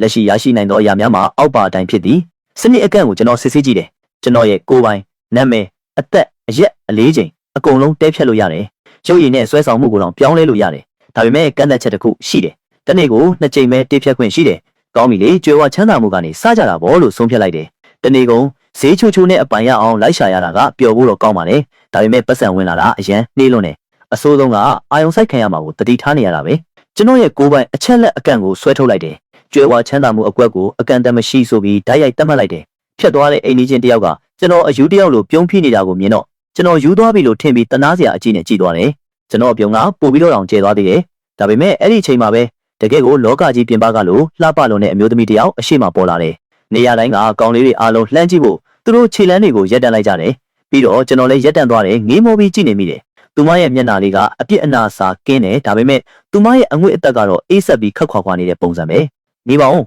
အဲ့ဒါကျောင်းဝင်းရဲ့ဒဏ္ဍာရီလားအလှပကေးနဲ့ကျောင်းသားကောင်စီဥက္ကဋ္ဌအဲလီနာမဟုတ်ဘူးလားကောင်လေးတိုင်းရဲ့အိမ်မက်ထဲကကောင်မလေးလေဒါပေမဲ့ဝမ်းနေစရာကတော့အဲလီနာကဘသူ့ကိုမှအချိန်မပေးပါဘူးမာနကြီးပြီးခက်ခွာခွာနေတတ်တယ်လို့နာမည်ကြီးတယ်အဲလီနာရဲ့ကိုရေးကိုတာအချက်လက်တွေကိုကျွန်တော်ဆွဲထုတ်လိုက်တယ်နာမည်အဲလီနာအသက်20အရက်168စင်တီမီတာအလေးချိန်44ကီလိုဂရမ်ရုပ်ရည်69ကျွယ်ဝချမ်းသာမှုနှစ်သက်300တမောင်းနဲ့31သူမရဲ့ကျွန်တော်အပေါ်သဘောကျနှစ်သက်မှုအဆင့်ကို100အထိမြင့်တင်ကြည့်တင်လားလို့တွေးမိတယ်သူမရဲ့သဘောကျနှစ်သက်မှုအဆင့်ကိုချိန်ကြီးတဲ့မသိစဉ်းစားနေတော့မှာပဲသပင်အယောင်ချွတ်ထားတဲ့လူမိုက်တစုကရုတ်တရက်ကျွန်တော်မျက်နှာကိုလက်ညှိုးလာထိုးပြီးသူမလိုအမျိုးသမီးမျိုးကမင်းနဲ့အဆင့်တူတယ်လို့မင်းထင်နေတာလားလို့လာရက်ပါတယ်ကျွန်တော်ရည်လိုက်တယ်ကျွန်တော်ကလုံလောက်အောင်ချောမောတယ်မဟုတ်ဘူးလားလို့ပြန်မိလိုက်ပါတယ်သူကချောတယ်ဟုတ်လားငါလောက်ချောလို့လားလို့လောင်ပါလေကျွန်တော်သူ့ကိုအကဲခတ်ကြည့်လိုက်တယ်အပြည့်ဝတရားမှာ80လောက်တော့ရှိတယ်လုံးဝမစိုးပါဘူးဒါပေမဲ့ငါတို့နှစ်ယောက်ရှင်ကြည့်ရင်ငါပဲနိုင်သေးတယ်လို့တွေးပြီးကျွန်တော်မေးစိတ်ကိုတွေးတွေးဆဆပုတ်တက်လိုက်ကခေါင်းငိမ့်လိုက်တယ်သူကချောမောတာကဘာအကျိုးရှိလို့လဲငါဝတ်ထားတာကိုတေချာကြည့်စမ်းပါလူတွေကဝတ်လို့ရတဲ့ Rolls Royce လို့ခေါ်ကြတာ2သိန်းတန်တယ်မင်းတစ်သက်လုံးဝယ်နိုင်မှာမဟုတ်တဲ့အရာမျိုးပေါ်လို့ကြွားပါလေ ကျွန်တော်ကမင်းရဲ့အဝတ်စားကိုမေ့ထားလိုက်ငါစိတ်ကူးပေါင်ရင်တကယ် Rolls Royce တစ်စီးကိုဝယ်နိုင်တယ်လို့ပြန်ပြောလိုက်ပါတယ်လူမိုက်ကဘသူမဆိုစကားကြီးစကားကျဲတော့ပြောနိုင်တာပဲစကားပြောတာကအလကားပဲလေမင်းငါ့ကိုမယုံဘူးဆိုတော့လောင်းကြီးထက်ကြမလားငါတကယ် Rolls Royce တစ်စီးဝယ်နိုင်မဝယ်နိုင်လောင်းကြမယ်ငါဝယ်နိုင်ရင်မင်းရဲ့ကားကိုမင်းလှူရမယ်ငါမဝယ်နိုင်ရင်ငါပိုင်တာအကုန်လုံးကိုလှူမယ်လို့စိတ်ခေါ်ပါတယ်လူမိုက်ကတုံဆိုင်သွားတယ်သူတွေးလိုက်တယ်ဒီကောင်ကလျှို့ဝှက်ထားတဲ့တထေးကြီးတယောက်များဖြစ်နေမလားဒါပေမဲ့သူ့ပုံစံကအဲ့ဒီလိုမပေါ်ပါဘူးလို့တွေးပြီးအဲ့ဒီလိုတန်တရားဖြစ်နေပေမဲ့သူကအလွယ်တကူပဲသဘောတူလိုက်တယ် Rolls Royce တစ်စီးဝယ်လာလားငါလိုချင်ရင်ကားရောင်းပြခန်းတစ်ခုလုံးကိုဝယ်လို့ရတယ်တွားကြစို့လေလို့ကျွန်တော်ကပြောလိုက်ပါတယ်တိတ်မကြခင်မှာပဲအဖွဲတစ်ခုလုံး Rolls Royce ကားရောင်းပြခန်းကိုရောက်သွားကြတယ်ကားဝယ်ယူဖို့လာကြတာလားရှင်လို့အဲ့ကျုံမာလေးကကျွန်တော်တို့ကိုနွေးနွေးထွေးထွေးနှုတ်ဆက်ပါတယ်ကျွန်တော်ကားဝယ်ဖို့လာတာမဟုတ်ပါဘူးလို့ဖြေလိုက်ပါတယ်ရောလူမိုက်ကဒါဆိုမင်းကအရှုံးပေးပြီပေါ့လို့လှောက်ပါတယ်မလောပါနဲ့ခလေးလေးလို့ပြောပြီးသူ့ပခုံးကိုတီတီငိမ့်ငိမ့်လေးကျွန်တော်ပုတ်လိုက်တယ်ကျွန်တော်ကားဝယ်ဖို့လာတာမဟုတ်ဘူးကားရောင်းပြခန်းတစ်ခုလုံးကိုဝယ်ဖို့လာလို့ပြောလိုက်တဲ့အခါအားလုံးအံ့သာမင်တက်သွားကြတယ်ကားရောင်းပြခန်းတစ်ခုလုံးကိုဝယ်မယ်တဲ့ကားတွေကြီးပဲတန်းရနဲ့ချီတန်းနေတာကိုဆိုပြီးလူမိုက်ကလှောင်ပြောင်ဖို့မထိန်နိုင်တော့ပါဘူးမလွန်ပါနဲ့ကွာဘာလို့လန်တလန်းလုံးကိုပါတခါတည်းမဝယ်လိုက်တာလဲလို့ပြောပါတယ်အဲဂျိုမာလီကလည်းကျွန်တော်တို့ကိုနှင်ထုတ်ဖို့ကြိုးစားပြီးလူကြီးမင်းခမ ्या မှာဒီမှာတကယ်အလုပ်ကိစ္စဘာမှမရှိဘူးဆိုရင်ကျေးဇူးပြုပြီးထွက်သွားပေးပါလူကြီးမင်းကျေးဇူးပြုပြီးပြဿနာမရှာပါနဲ့ကျမတထေးအနားယူနေခြင်းအနှောက်အယှက်ပေးမိရင်ကျမလာစာဖြတ်ခံရလိမ့်မယ်လို့ပြောပါတယ်ကျွန်တော်ကခမ ्या တို့တထေးကိုဒီကိုခေါ်ခဲ့ပါသူ့ကိုဓာတ်ရိုက်စကားပြောမယ်လို့တောင်းဆိုလိုက်တယ်ပြီးတော့စိတ်မပူပါနဲ့သူ့ဖုန်းနံပါတ်သာပေးပါကျွန်တော်ဘာသာကင်တွယ်လိုက်ပါမယ်လို့အာမခံလိုက်ပါတယ်အဲဂျိုမာလီကဒီလူကပြဿနာလာရှာတာရှင်းနေတာပဲဖုန်းနံပါတ်ကအဲ့ဒီကတ်ထဲတဲ့ဘူးလေးထဲမှာရှိပါတယ်ကို့ဘာသာယူကြည့်လိုက်ပါလို့စိတ်ပြက်လက်ပြက်နဲ့ဖြေပါတယ်ကျွန်တော်ကတ်ကိုယူပြီးအဲ့ဒီဘောကနံပါတ်ကိုတိုက်ရိုက်ခေါ်လိုက်တယ်ဟယ်လိုဘယ်သူလဲလို့ကားအယောင်းပြကန်းပိုင်ရှင်ကမေးပါတယ်မင်္ဂလာပါခင်ဗျားရဲ့ Rolls Royce ကားအယောင်းပြကန်းကိုကျွန်တော်ဝယ်ချင်လို့ပါလို့ကျွန်တော်ကပြောလိုက်ပါတယ်ရောင်းဖို့မဟုတ်ပါဘူးလို့ပိုင်ရှင်ကချက်ချင်းညင်းပါတယ်အမြင့်ဆုံးဈေးပေးပါမယ်1ဘီလီယံလို့ကျွန်တော်ကကန့်လန့်လိုက်ပါတယ်1ဘီလီယံဆိုတာကလုံးဝကိုလက်ခံနိုင်စရာမရှိအောင်များလုံးတဲ့ပမာဏပါဒါပေမဲ့သူကတုံဆိုင်မနေပဲမင်းငါ့ကိုရေစရာတစ်ခုအနေနဲ့နောက်နေတာတော့မဟုတ်ဘူးမလားလို့မေးရင်သဘောတူလိုက်ပါတယ်ဘုံခေါ်ဆိုမှုပြီးသွားတဲ့အခါကျွန်တော်မော့ကြည့်လိုက်တော့လက်သီးစုပ်တဆုပ်စာလောက်ဝင်နိုင်လောက်အောင်လူတိုင်းရဲ့ပါဇက်တွေဟောင်းလောင်းပွင့်နေတာကိုတွေးလိုက်ရတယ်ဒီကားရောင်းပြခန်းအတွက်မင်းတကယ်ကြီး1ဘီလီယံသုံးပါလားဒီကောင်ဟန်ရေးပြနေတာဖြစ်မယ်လို့သူတို့ကမယုံနိုင်စွာနဲ့တီးတိုးပြောကြပါတယ်တိတ်မကြခင်မှာပဲတကယ်ပိုင်ရှင်ရောက်လာပြီးငါကားရောင်းပြခန်းကိုဘသူဝယ်မှလဲမင်းလားလို့မေးပါတယ်ခမ ्या ရဲ့ကားအယောင်ပြခန်းကိုကျွန်တော်ဝယ်ခြင်းနဲ့စကားပြောကြရအောင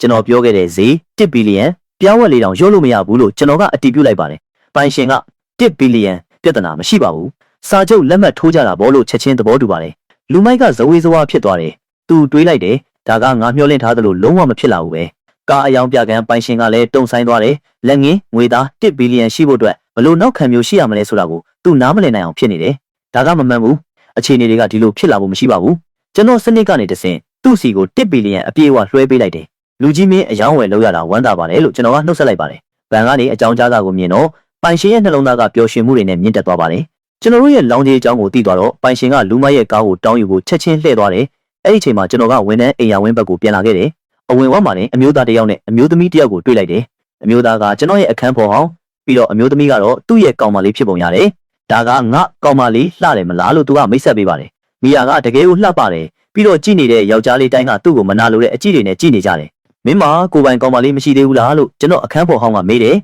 သူ့လေတန်းကကျင်းနဲ့ဂုံယူမှုတွေပြည့်နေတယ်ကျွန်တော်အလုတ်ထွက်သွားတယ်ဆိုတာကိုသူကြားပြီးကျွန်တော်ကိုလှောင်ပြောင်မှုတီးတန့်ဒီကိုလာခဲ့တာရှင်းပါတယ်သူ့ရဲ့ဒီလိုကျင်းနဲ့ဂုံယူနေတဲ့ပုံစံကိုကျွန်တော်တကယ်ကြည့်မရဘူးကျွန်တော်ကောင်မလေးကဒီနေ့လာလို့မရဘူးလေဒါမှမဟုတ်သူမကရုပ်ဆိုးလွန်းလို့မျက်နှာပြဖို့ရှက်နေတာလည်းဖြစ်နိုင်တာပဲလို့ကျွန်တော်ကပြန်ပြောလိုက်ပါတယ်သူ့ရဲ့ပုံကြီးချက်ထားတဲ့အပြုံးကြောင့်အနီးနားကလူအုပ်ကြီးကလက်ဝါးနဲ့꿰ပြီးရီမောကြတယ်သူ့ကောင်မလေးမီယာကဝင်ပြောတယ်သူမငါးလောက်မလှတာကပုံမှန်ပဲမဟုတ်ဘူးလားကိုအထင်သေးစရာမလိုပါဘူးကောင်းပြီလေမင်းတို့လည်းသူမကိုအယမ်းမြင်ချင်နေကြတယ်ဆိုတော့ငါကောင်မလေးကိုအခုချက်ချင်းဒီကိုခေါ်လိုက်မယ်လို့ကျွန်တော်ကဆုံးဖြတ်လိုက်ပါတယ်အနီးနားကကွင်းပြင်မှာတိတ်တဆိတ်စာဖတ်နေတဲ့ကျောင်းဝင်းရဲ့အလှပကေအဲလီနာကိုကျွန်တော်တွေ့လိုက်တယ်မောက်စ်ကိုထုတ်ပြီးသူမစီချိန်ရွယ်ကကျွန်တော်အပေါ်သူမရဲ့သဘောကျနှစ်သက်မှုအဆင့်ကိုအကန့်အသတ်မရှိအဖြစ်ချက်ချင်းသတ်မှတ်လိုက်တယ်နောက်စက္ကန့်မှာပဲဖုန်းနံပါတ်အသစ်တစ်ခုကျွန်တော်ဖုန်းပေါ်မှာပေါ်လာတယ်ဖုန်းကိုထုတ်ပြီးအဲ့ဒီနံပါတ်ကိုခေါ်လိုက်တယ်အနီးနားမှာအဲလီနာကသူမရဲ့ဖုန်းတုံခါသွားတာကိုခံစားလိုက်ရတယ်ပြီးတော့မျက်နှာပြင်ပေါ်ကကျွန်တော်နာမည်ကိုမြင်လိုက်ရတဲ့အခိုက်အတန့်မှာသူမရဲ့မျက်လုံးတွေချက်ချင်းအယောင်လက်သွားတယ်အချဲလို့သူမကခေါ်လိုက်တယ်သူမရဲ့အတန်ကရုတ်တရက်နူးညံ့သွားတယ်အဲ့ဒီနူးညံ့တဲ့လေတံကကွင်းပြင်ပေါ်မှာအတန်ကြားနိုင်တဲ့အကွာအဝေးအတွင်းကလူတိုင်းကိုမှင့်တက်သွားစေတယ်ဖျားရည်ငါတို့ရဲ့ကြောင်ဝင်းဘယင်မကဘယ်တော့မှအဲ့ဒီလိုစကားပြောဘူးလို့လေသူ့မှာကောင်းလေးရှိတယ်လို့ဘယ်သူမှမပြောခဲ့ပါဘူးကျွန်တော်သူမကိုဝန်ထမ်းအိမ်ယာဝင်းကိုလာခဲ့ပါလို့ခေါ်လိုက်တယ် โอเคအခုချက်ချင်းလာခဲ့မယ်လို့သူမကပြန်ဖြေပါတယ်အဲ့ဒီလိုပြောပြီးအလီနာဟာအလင်းစလိုထရက်ကဒီဘက်ကိုအပြေးလွှားလာပါတော့တယ်သူမဝင်လာတာကိုလူတိုင်းမြင်လိုက်ရတဲ့အခိုက်အတန့်မှာသူတို့မျက်လုံးတွေကခေါင်းထဲကနေကျွတ်ထွက်မတက်ပြူးကျဲသွားကြပါတယ်ဒါပေမဲ့ကျွန်တော်ကိုသူမမြင်လိုက်ရတဲ့အခိုက်အတန့်မှာအလီနာရဲ့အေးဆက်တဲ့မျက်နှာမူရာကတောက်ပတဲ့အပြုံးတစ်ခုအဖြစ်ပေါက်ကွဲထွက်သွားပါတယ်ဒါကမင်းကောင်မလေးလားလို့ကျွန်တော်အခန်းပေါ်ဟောင်းကစကလုံးတွေကိုအနိုင်နိုင်ထွက်အောင်ပြောနေရချိန်မှာကျွန်တော်ကတော့ပြုံးနေလိုက်ပါတယ်ဘာလို့ဆိုလိုတာလဲငါကရှင်ရဲ့ကောင်မလေးပါလို့အလီနာကဝင်ပြောပါတယ်ကျွန်တော်ကအပြည့်အဝအတီးမပြူပေးတာကိုမြင်တော့အလီနာကစိတ်လှုပ်ရှားသွားပြီးနှက်ခမ်းလေးစူကနာကျင်သွားတဲ့အကြည့်နဲ့ကျွန်တော်ကိုကြည့်ပါတယ်လူတွေကတွေးကြတယ်ဖះကြီးငါတို့ရဲ့ကြောင်ဝင်ဘရင်မကတကယ်ကြီးကောင်လေးတယောက်နောက်ကိုလိုက်နေတာလားဒီလူစီမငါးစီမမရှိတဲ့ဘာများရှိနေနိုင်မှာမလို့လေငါကတော့အဲ့လောက်မချမ်းသာဘူးလားဘာလို့သူမကငါ့ကိုမရွေးရတာလဲအလီနာကမင်းအလုတ်ထွက်လိုက်ပြီလို့ငါကြားတယ်အဲ့ဒါကဒီအရာဝင်းထဲမှာမင်းဆက်နေလို့မရတော့ဘူးလို့ဆိုလိုတာမဟုတ်ဘူးလားမင်းပစ္စည်းတွေရွှေ့ဖို့ငါကူညီပေးပါရစေလို့ကမ်းလှမ်းပါတယ်လူတိုင်းကမှင်တက်ပြီးရဲနေကြတယ်ဒါကတကယ်ပဲအေးဆက်ပြီးခက်ခွက်ခွက်နေတဲ့ကြောင်ဝင်ဘရင်မဟုတ်ရဲ့လားအခုချိန်မှာတော့ကျွန်တော်အခန်းပေါ်ဟောင်းနဲ့မီယာတို့ကလူပြက်နှစ်ယောက်လိုဖြစ်နေပြီလူတိုင်းရဲ့အာယုံဆိုင်မှုကအလီနာစီမာပဲရှိနေပြီကျွန်တော်အခန်းပေါ်ဟောင်းကတော့သူမကိုငေးမောပြီးကြည့်နေတယ်သူကတွေးလိုက်တယ်သူမသာငါကောင်းမလေးဖြစ်ခဲ့ရင်ဘယ်လောက်တောင်ကြွားလို့ကောင်းလိုက်မလဲဆိုတာကိုစဉ်းစားကြည့်လေခဏလောက်တော့ကျွန်တော်ရဲ့အတ္တစိတ်ကလုံးဝကိုကျဉ်းနေသွားပါတယ်ကောင်းပြီအားလုံးပဲဒီလောက်နဲ့ပဲအဆုံးသတ်လိုက်ကြစို့ငါတို့လှုပ်ရှားကိစ္စတွေရှိသေးတယ်လို့ကျွန်တော်ကပြောလိုက်ပါတယ်အဲဒီလိုပြောပြီးမနာလိုတဲ့အကြည့်တွေဝိုင်းရနေတဲ့ကြားကနေပဲအလီနာရဲ့လက်ကိုကင်ပြီးပစ္စည်းတွေသိမ်းဖို့အထဲကိုတိုက်ရိုက်ဝင်သွားလိုက်တယ်ဒီနေ့ကအခြေခံအဖြစ်ကီဗင်ရဲ့နှုတ်ဆက်ပွဲပဲလေဒီလိုလို့ညစာငါတကားခမ်းမယ်ကီဗင်အတွက်တင့်တော်တဲ့နှုတ်ဆက်ပွဲလို့သတ်မှတ်လိုက်ပါလို့ကျွန်တော်အခန်းဖော်ဟောင်းကရုတ်တရက်ဝင်ပြောတယ်မျက်နှာပြန်ဆဲဖို့အကောင်းဆုံးနီလန်းတစ်ခုကိုသူအခုလေးတင်စဉ်းစားမိသွားတာလေဟန်ရေးပြဖို့ပေါ့သူကကောင်မလေးအပိုင်းမှာမနိုင်ရင်ကျွန်တော်ကိုပတ်စံနဲ့အနိုင်ယူမယ်ပေါ့မိယာအချစ်ပင်လေစာညစာအကြီးကြီးသွားစားကြရအောင် review တွေအရန်ကောင်းတဲ့နေရာတစ်ခုအကြောင်းငါကြားထားတယ်လို့ထောက်ခံပါတယ်သူကဟာတေးကြတာပေါ့အရန်မစေးကြီးပါဘူးတစ်နှလုံးအတွက်ထောင်ကနန်းလောက်ပါပဲငါတကားခတ်မယ်လို့ကြွားဝါလိုက်ပါတယ်သူ့ကိုကျွန်တော်အဖက်တော်မလုပ်ပါဘူးအဲ့ဒီအစားအလီနာဘက်ကိုလှည့်လိုက်ပြီးလမ်းဘေးစာပဲသွားစားကြရအောင်လို့ပြောလိုက်ပါတယ်အလီနာရပါတယ်ရှင်နဲ့အတူတူရှိနေသည်ဘာဖြစ်ဖြစ်ရပါတယ်လို့ကြည်ပြူစွာဖြေပါတယ်မီယာကယွန်ရှာတဲ့ပုံစံနဲ့သူမလက်ကိုဝှေ့ရမ်းလိုက်ပြီးလမ်းဘေးစာလာအဲ့ဒါကတန်ရှင်းမှုတိတ်မရှိပါဘူးအမျိုးသမီးတယောက်ကကိုအဲ့ဒီထက်ပိုကောင်းအောင်ဆက်ဆံတင်တယ်လို့ဝင်ပြောပါတယ်ကျွန်တော်အခန်းဖော်ဟောင်းကသူမကိုထောက်ခံဖို့ဝင်ပြောပေမဲ့သူတို့နှစ်ယောက်လုံးကိုကျွန်တော်လုံးဝလက်လျူရှုလိုက်ပြီးအလီနာကိုဆွဲခေါ်ကအိမ်ယာဝင်းထဲကနေတိုက်ရိုက်ထွက်လာခဲ့တယ်အခန်းဖော်ဟောင်းကနောက်ကနေအော်ဆဲတယ်မင်းကတကယ်အယူပဲယုံပါနဲ့ကောင်ဘသူ့ကိုနာမည်တွေတက်ပြီးခေါ်နေရလဲမင်းကလှပတဲ့ကောင်မလေးတယောက်ရှိတဲ့ပတ်စံမရှိတဲ့လူရှုံးသမားတယောက်တက်ပဲအဲ့ဒီလောက်ပဲသူမကိုထားနိုင်ဖို့မင်းတက်နိုင်လို့လားမင်းတို့တွေအငားကားစောင့်နေကြတာလားတနည်းအားကိုလိုက်ပို့ပေးရမလားနောက်ဆက်ကမှပဲပြုံပြီးကားတော့ကိုကျွန်တော်နှိပ်လိုက်တယ်အဲ့ဒီနောက်မှာမီးရောင်တွေလင်းလက်သွားပြီးလူတိုင်းအမ်းတမင်းတက်သွားကြတယ်ဒါပေမဲ့ကျွန်တော်အခန်းပေါ်ဟောင်းကသူ့ကိုယ်သူအမြန်ပြန်ထိန်းလိုက်ပြီးကျွန်တော်ကိုအထင်သေးတဲ့အကြည့်နဲ့ကြည့်တယ်မင်းတို့အားလုံးဘာကိုကြည့်နေကြတာလဲအဲ့ဒါကတကယ်ပိုင်ရှင်ရောက်လာတာရှင်းနေတာပဲ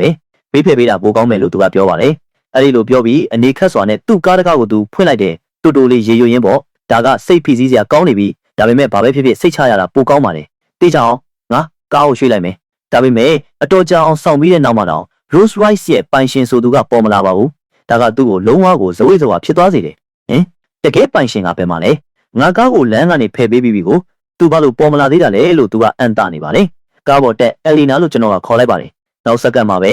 Rolls Royce ရဲ့တကားကိုကျွန်တော်ကိုယ်တိုင်ဖွင့်လိုက်ပါတယ်ဒါကိုကြည့်ပြီးကျွန်တော်အခန်းဖော်ဟောင်းပါဇက်အဟောင်းသားဖြစ်သွားတယ်လုံးဝကိုအန်တမြင့်တက်သွားတာပေါ့ကျွန်တော်တွေးလိုက်တယ်ဘသူ့ကိုမှအထင်မသေးနဲ့မင်းတို့တွေဖီအားမဝင်သွားအောင်မင်းတို့ရှေ့မှာငါအောက်ခြေသိမ်းနေဖို့ကြိုးစားခဲ့ပေမဲ့မင်းတို့ကငါအစွမ်းကိုပြဖို့အတင်းတွန်းအားပေးနေကြတာအဲ့ဒီနေ့မှလည်းရွှေစည်းကိုတော့အောက်ဆင်းသွားအောင်ကျွန်တော်လုံနိုင်ခဲ့တယ်ဖုံးပေါ်ကလက်ကျန်ငွေကိုကြည့်လိုက်တယ်ကျွန်တော်တုံဆိုင်မနေပါဘူးကျွန်တော်အမေစီကို7ဘီလီယံချက်ချင်းလွှဲပေးလိုက်တယ်အဲ့ဒီညကမြို့ထဲမှာဈေးအကြီးဆုံး night club ကိုသွားပြီးအရက်တောက်ခဲ့တယ်အဲ့ဒီလိုနဲ့ကျွန်တော်ရဲ့နေ့စဉ်လုံယိုးလှုပ်စင်တွေကပုံမှန်ဖြစ်သွားတယ်နေ့လယ်ဘက်တွေမှာရွှေတွေကိုကူးယူဖို့အချိန်ပေးတယ်ညဘက်တွေမှာဘားတွေမှာမိန်းကလေးတွေနောက်လိုက်တယ်သိမကြခင်မှာပဲကျွန်တော်ရဲ့ငွေကြေးတူလောင်မှုဟာလူအများစုကနဦးပေးသွင်းငွေလို့ခေါ်တဲ့ပမာဏကိုကျော်လွန်သွားခဲ့တယ်ကျွန်တော်ဟာအသက်ရှင်လျက်ရှိတဲ့အချမ်းသာဆုံးလူသစ်ဖြစ်လာခဲ့တယ်ဇိမ်ခံကားတွေစံအိမ်ကြီးတွေလှပတဲ့အမျိုးသမီးတွေကျွန်တော်ရေတွက်နိုင်တာထက်ကိုပိုများတယ်လူလိုက်ပါနိုင်တဲ့မိုးလေဝသပူဖောင်းတစ်ခုကိုတောင်ကျွန်တော်မှားလိုက်သေးတယ်အမြင့်မီတာ1000နဲ့ချီတဲ့အထိအဲ့ဒါကိုစီးသွားတယ်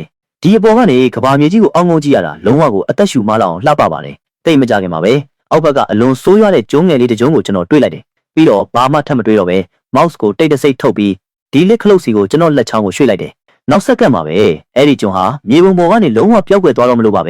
ဲဒါပေမဲ့ရုတ်တရက်ကျွန်တော်တုံဆိုင်သွားတယ်အဲ့ဒီလိုမျိုးပျောက်ကွယ်သွားအောင်လုပ်လိုက်တာကအရန်လွယ်လွန်းတယ်လို့ခံစားရတယ်ကောင်းပြီလေငါ တနာညာတာမှုနည်းနည်းပြလိုက်မယ်လို့တွေးပြီးကတ်ကိုကျွန်တော်နှိပ်လိုက်တယ်နောက်ဆက်ကမှာပဲအဲ့ဒီကျွန်းဟာချက်ချင်းပျောက်ကွယ်သွားတယ်ဒါပေမဲ့ဘယ်နေရာမှာမှ pace သွားမလုပ်သေးပဲအိမ်ပြန်ရောက်တဲ့အခါကျွန်တော်လက်ထောက်စီကိုဖုန်းဆက်ဖို့ရွေးချယ်လိုက်တယ်ဟေးငါအတွက်အာတိတ်ဒေတာကိုခီးစဉ်တစ်ခုစီစဉ်ပေးပါလို့ကျွန်တော်ကအမိန့်ပေးလိုက်ပါတယ်ဖုန်းချပြီးနောက်ကျွန်တော်တွေးလိုက်တယ်အဲ့ဒီကျွန်းကိုအာတိတ်ဒေတာအလဲမှာသွားချထားတာတော်တော်လေးပျော်စရာကောင်းပါပဲလို့အစီအစဉ်တွေဖြစ်လာဖို့စောင့်နေတော့ပန်ကျွန်းစီကိုနောက်တစ်ခေါက်ပြန်သွားခဲ့တယ်စောင့်နေတာပဲလေပြီးတော့ mouse ကိုသုံးပြီးဈေးချိုချိုနဲ့အပိုင်ရအောင်လိုက်ရှာတာမလုပ်ဖြစ်တာလဲကြာပြီကိုကျွန်တော်ပစ္စည်းတွေကိုတစ်ခုချင်းစီအကဲဖြတ်စစ်ဆေးတယ်ဆိုင်ကပစ္စည်းတိုင်းကိုအမြန်စကင်ဖတ်ကြည့်တယ်ပြီးတော့890လိပ်တောင်လို့အမှတ်အသားပြထားတဲ့ပစ္စည်းတစ်ခုကိုမြင်လိုက်ရတော့ကျွန်တော်ရက်တန့်သွားပြီးအံ့သာသွားတယ်ပထမဆုံးဆိုင်ကမ်းမှလည်းဒီလောက်တန်ဖိုးရှိတဲ့အရာတစ်ခုရှိနေမယ်လို့မထင်ထားခဲ့ဘူးဟေးလူငယ်လေးဘာလို့ငေးနေတာလဲတခုခုဝဲမလားမဝဲဘူးလားမဝဲရင်ဖယ်လိုက်လို့ဈေးတွေကလှမ်းဟောက်ပါတယ်ကျွန်တော်ဈေးတွေကိုလန့်သွားတဲ့အကြည့်နဲ့တစ်ချက်ကြည့်လိုက်တယ်ပြီးတော့ဆိုင်ကိုထပ်ပြီးစကင်ဖတ်ကြည့်လိုက်တယ်စိတ်လှုပ်ရှားမှုလှိုင်းတဘိုးတစ်ခုကျွန်တော်စီမှာမြင့်တက်လာတယ်ဝမ်းသာလုံးလို့ရင်းနေခုန်နေတယ်ဟုတ်တယ်ရှစ်ဘူးတောင်းတဲ့အရာတစ်ခုဒီမှာရှိနေရမယ်ငါရှာကြည့်လိုက်အောင်မယ်တခုခုတော့ဝယ်မဲလို့တွေးလိုက်တယ်ဦးလေးဒီကြောက်စိမ့်ဆွဲကြိုးကဘယ်လောက်လဲလို့ကျွန်တော်ကမေးလိုက်ပါတယ်ငါတောင်းဒါကအလွန်ကိုရှေးကြတဲ့အရာတစ်ခုပဲလို့သူကဖြေပါတယ်သူ့ရဲ့အသေးစိတ်အချက်လက်တွေကိုကျွန်တော်စစ်ဆေးကြည့်လိုက်တယ်ပစ္စည်းကြောက်စိမ့်ဆွဲကြိုးပစ္စည်းတလင်းကြောက်ခစ်တစ်အခြေအနေဟောင်းနှွမ်းနေသည်ဒါပေမဲ့အရေးအသွေးညံဖြင်းသည်အချင်းချုပ်စက်မှုလုပ်ငန်းသုံးအမိုက်ဈေးကွက်တံမိုးနှစ်ယွမ်ကျွန်တော်ပါဇက်ကအလိုအလျောက်တွန်ကွေးသွားတယ်ဒါပေမဲ့ဘာမှမပြောပါဘူးဆွဲကြိုးကိုပြန်ချထားလိုက်တယ်နှစ်ယွမ်တန်တဲ့အပေါ်စားပစ္စည်းလေးကို9000နဲ့ရောင်းနေတာဒီဈေးတဲ့ရဲ့နှလုံးသားကတကယ်ကိုမဲနေတာပဲဒါပေမဲ့ငါစီမှာ mouse ရှိနေတာကောင်းတယ်ပစ္စည်းတွေကိုတစ်ခုပြီးတစ်ခုကောက်ကင်နေတေချာစစ်ဆေးနေဟန်ဆောင်ရင် mouse ရဲ့အကဲဖြတ်မှုကိုတိတ်တဆိတ်စစ်ဆေးနေလိုက်တယ်အိုးအဲ့ဒါပဲနောက်ဆုံးတော့မင်းကိုတွေ့ပြီလို့ကျွန်တော်စိတ်ထဲကអော်လိုက်တယ်နန္ဒာပေါင်းဖို့တစ်ခုစီကို mouse ကိုကျွန်တော်ချိန်ရွယ်လိုက်တယ်ပြီးတော့အသေးစိတ်အချက်လက်တွေပေါ်လာတယ်ပစ္စည်းနန္ဒာပေါင်းဖို့ပစ္စည်းတန်ကြေးခစ်တဲ့အခြေအနေဟောင်းနှွမ်းနေသည်တာမန်အရေးသွေးအချင်းကျုံအမိုက်ထက်နည်းနည်းလေးပိုကောင်းတယ်ဈေးကွက်တန်ဖိုး9ယွမ်တန်တိုတန်ဟောင်းတန်ဖိုး6ယွမ်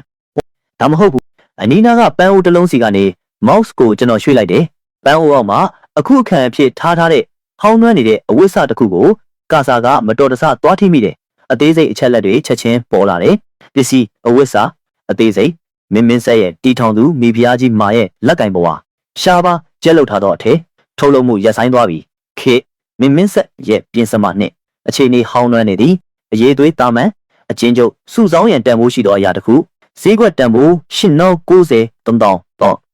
အခုဆိုဒီဆိုင်ကအရာအလုံးနှီးပါးကိုကျွန်တော်စစ်ဆေးပြီးတော့တကယ်ကိုတန်ဖိုးရှိတဲ့တစ်ခုလေးသောအရာကအခုအခန့်အဖြစ်သုံးထားတဲ့ဒီအဝတ်စုပ်ကြီးဖြစ်နေတယ်ကျန်တာအကုန်လုံးကိုအောက်ချထားလိုက်တယ်ဆိုင်ကိုအေးအေးဆေးဆေးနောက်တစ်ခေါက်စကင်ဖတ်ကြည့်လိုက်တယ်ပြီးတော့ဘေးကကြောက်စိမ့်ဆွဲကြိုးကိုလက်ညှိုးထိုးပြလိုက်တယ်တကယ်တော့ဓာလေးကိုကျွန်တော်သဘောကျတယ်ခမားရဲ့အနိုင်ဆုံးဈေးကဘယ်လောက်လဲလို့ကျွန်တော်ကမေးလိုက်ပါတယ်ဒါရှီဟောင်းကြောက်စိမ့်တစ်ခုလုံးကမင်းကိုပြောပြီးပြီလေလွန်ခဲ့တဲ့ရက်နှင်းငယ်ကတယောက်က8000ပေးတာတောင်ငါညင်းလိုက်သေးတယ်လို့သူကလိမ့်ပါတယ်တောက်ပမှုလုံးဝမရှိဘူးမိုင်းနေတဲ့မီးကိုရောင်အသက်မဲ့နေတယ်ပြီးတော့အထဲမှာလေပူဖောင်းလေးတွေတောင်မြင်နေရသေးတယ်ပစ္စည်းကအစ်စ်လွန်းတာရှင်းနေတယ်ပူဖောင်းတွေကသေးလွန်းနေအယောင်ကမညီဘူးပြီးတော့ထွင်းထူထားတာကတောင့်တင်းပြီးတဘာဝမကြဘူးဒါကတစ်ချက်ကြည့်လိုက်တာနဲ့တူမန်းရှင်းနေတာပဲအဲ့ဒီဇလန်းကိုကျွန်တော်စီလာမတုံးနဲ့လို့ကျွန်တော်ကထောက်ပြလိုက်ပါတယ် mouse ကဒါအတူမန်းအတီးပြူပြီးသားဆိုတော့ရှင်းအောင်ပစ္စည်းဝတ္ထုတွေကနေကျွန်တော်မှတ်မိနေတဲ့နည်းပညာစကားလုံးတချို့ကိုလွှင့်ပစ်လိုက်တယ်အဲ့ဒါကဈေးတွေကိုချက်ချင်းမှင်တက်သွားစေတယ်အကြာကြီးငြိမ်သွားပြီးတဲ့နောက်သူကခေါင်းကိုအမြဲညှိပြီးကျွန်တော်ကိုလက်မထောင်ပြတယ်ဒီနေ့မင်းကတကယ်ကျွမ်းကျင်သူအစ်စ်ပဲဆိုတာရှင်းပါတယ်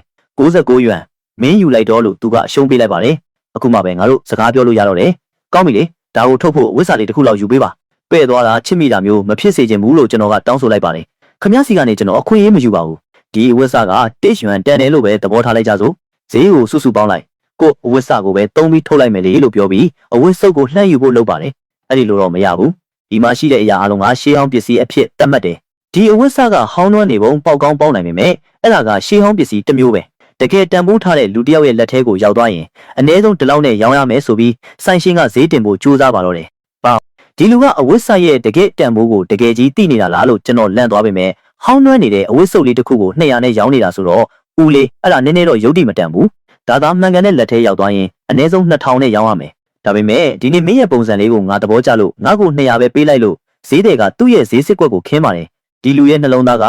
တကယ်ကိုအဆုံးအထိမဲနဲ့တာပဲလို့တွေ့ရင်ခမားကို20ပေးမယ်ယူမလားမယူဘူးလားအဲ့ဒီဈေးနဲ့ရောင်းမယ်ဆိုရင်ကျွန်တော်ယူမယ်မရောင်းဘူးဆိုရင်အကုန်လုံးကိုမေးလိုက်တော့လို့ပြက်ပြက်တသားဈေးစစ်ချလိုက်ပါတယ်ဈေးတွေက20အဲ့ဒီဈေးနဲ့ရောင်းတာတော့ငါအတွက်19 50အမြတ်ကျန်သေးတယ်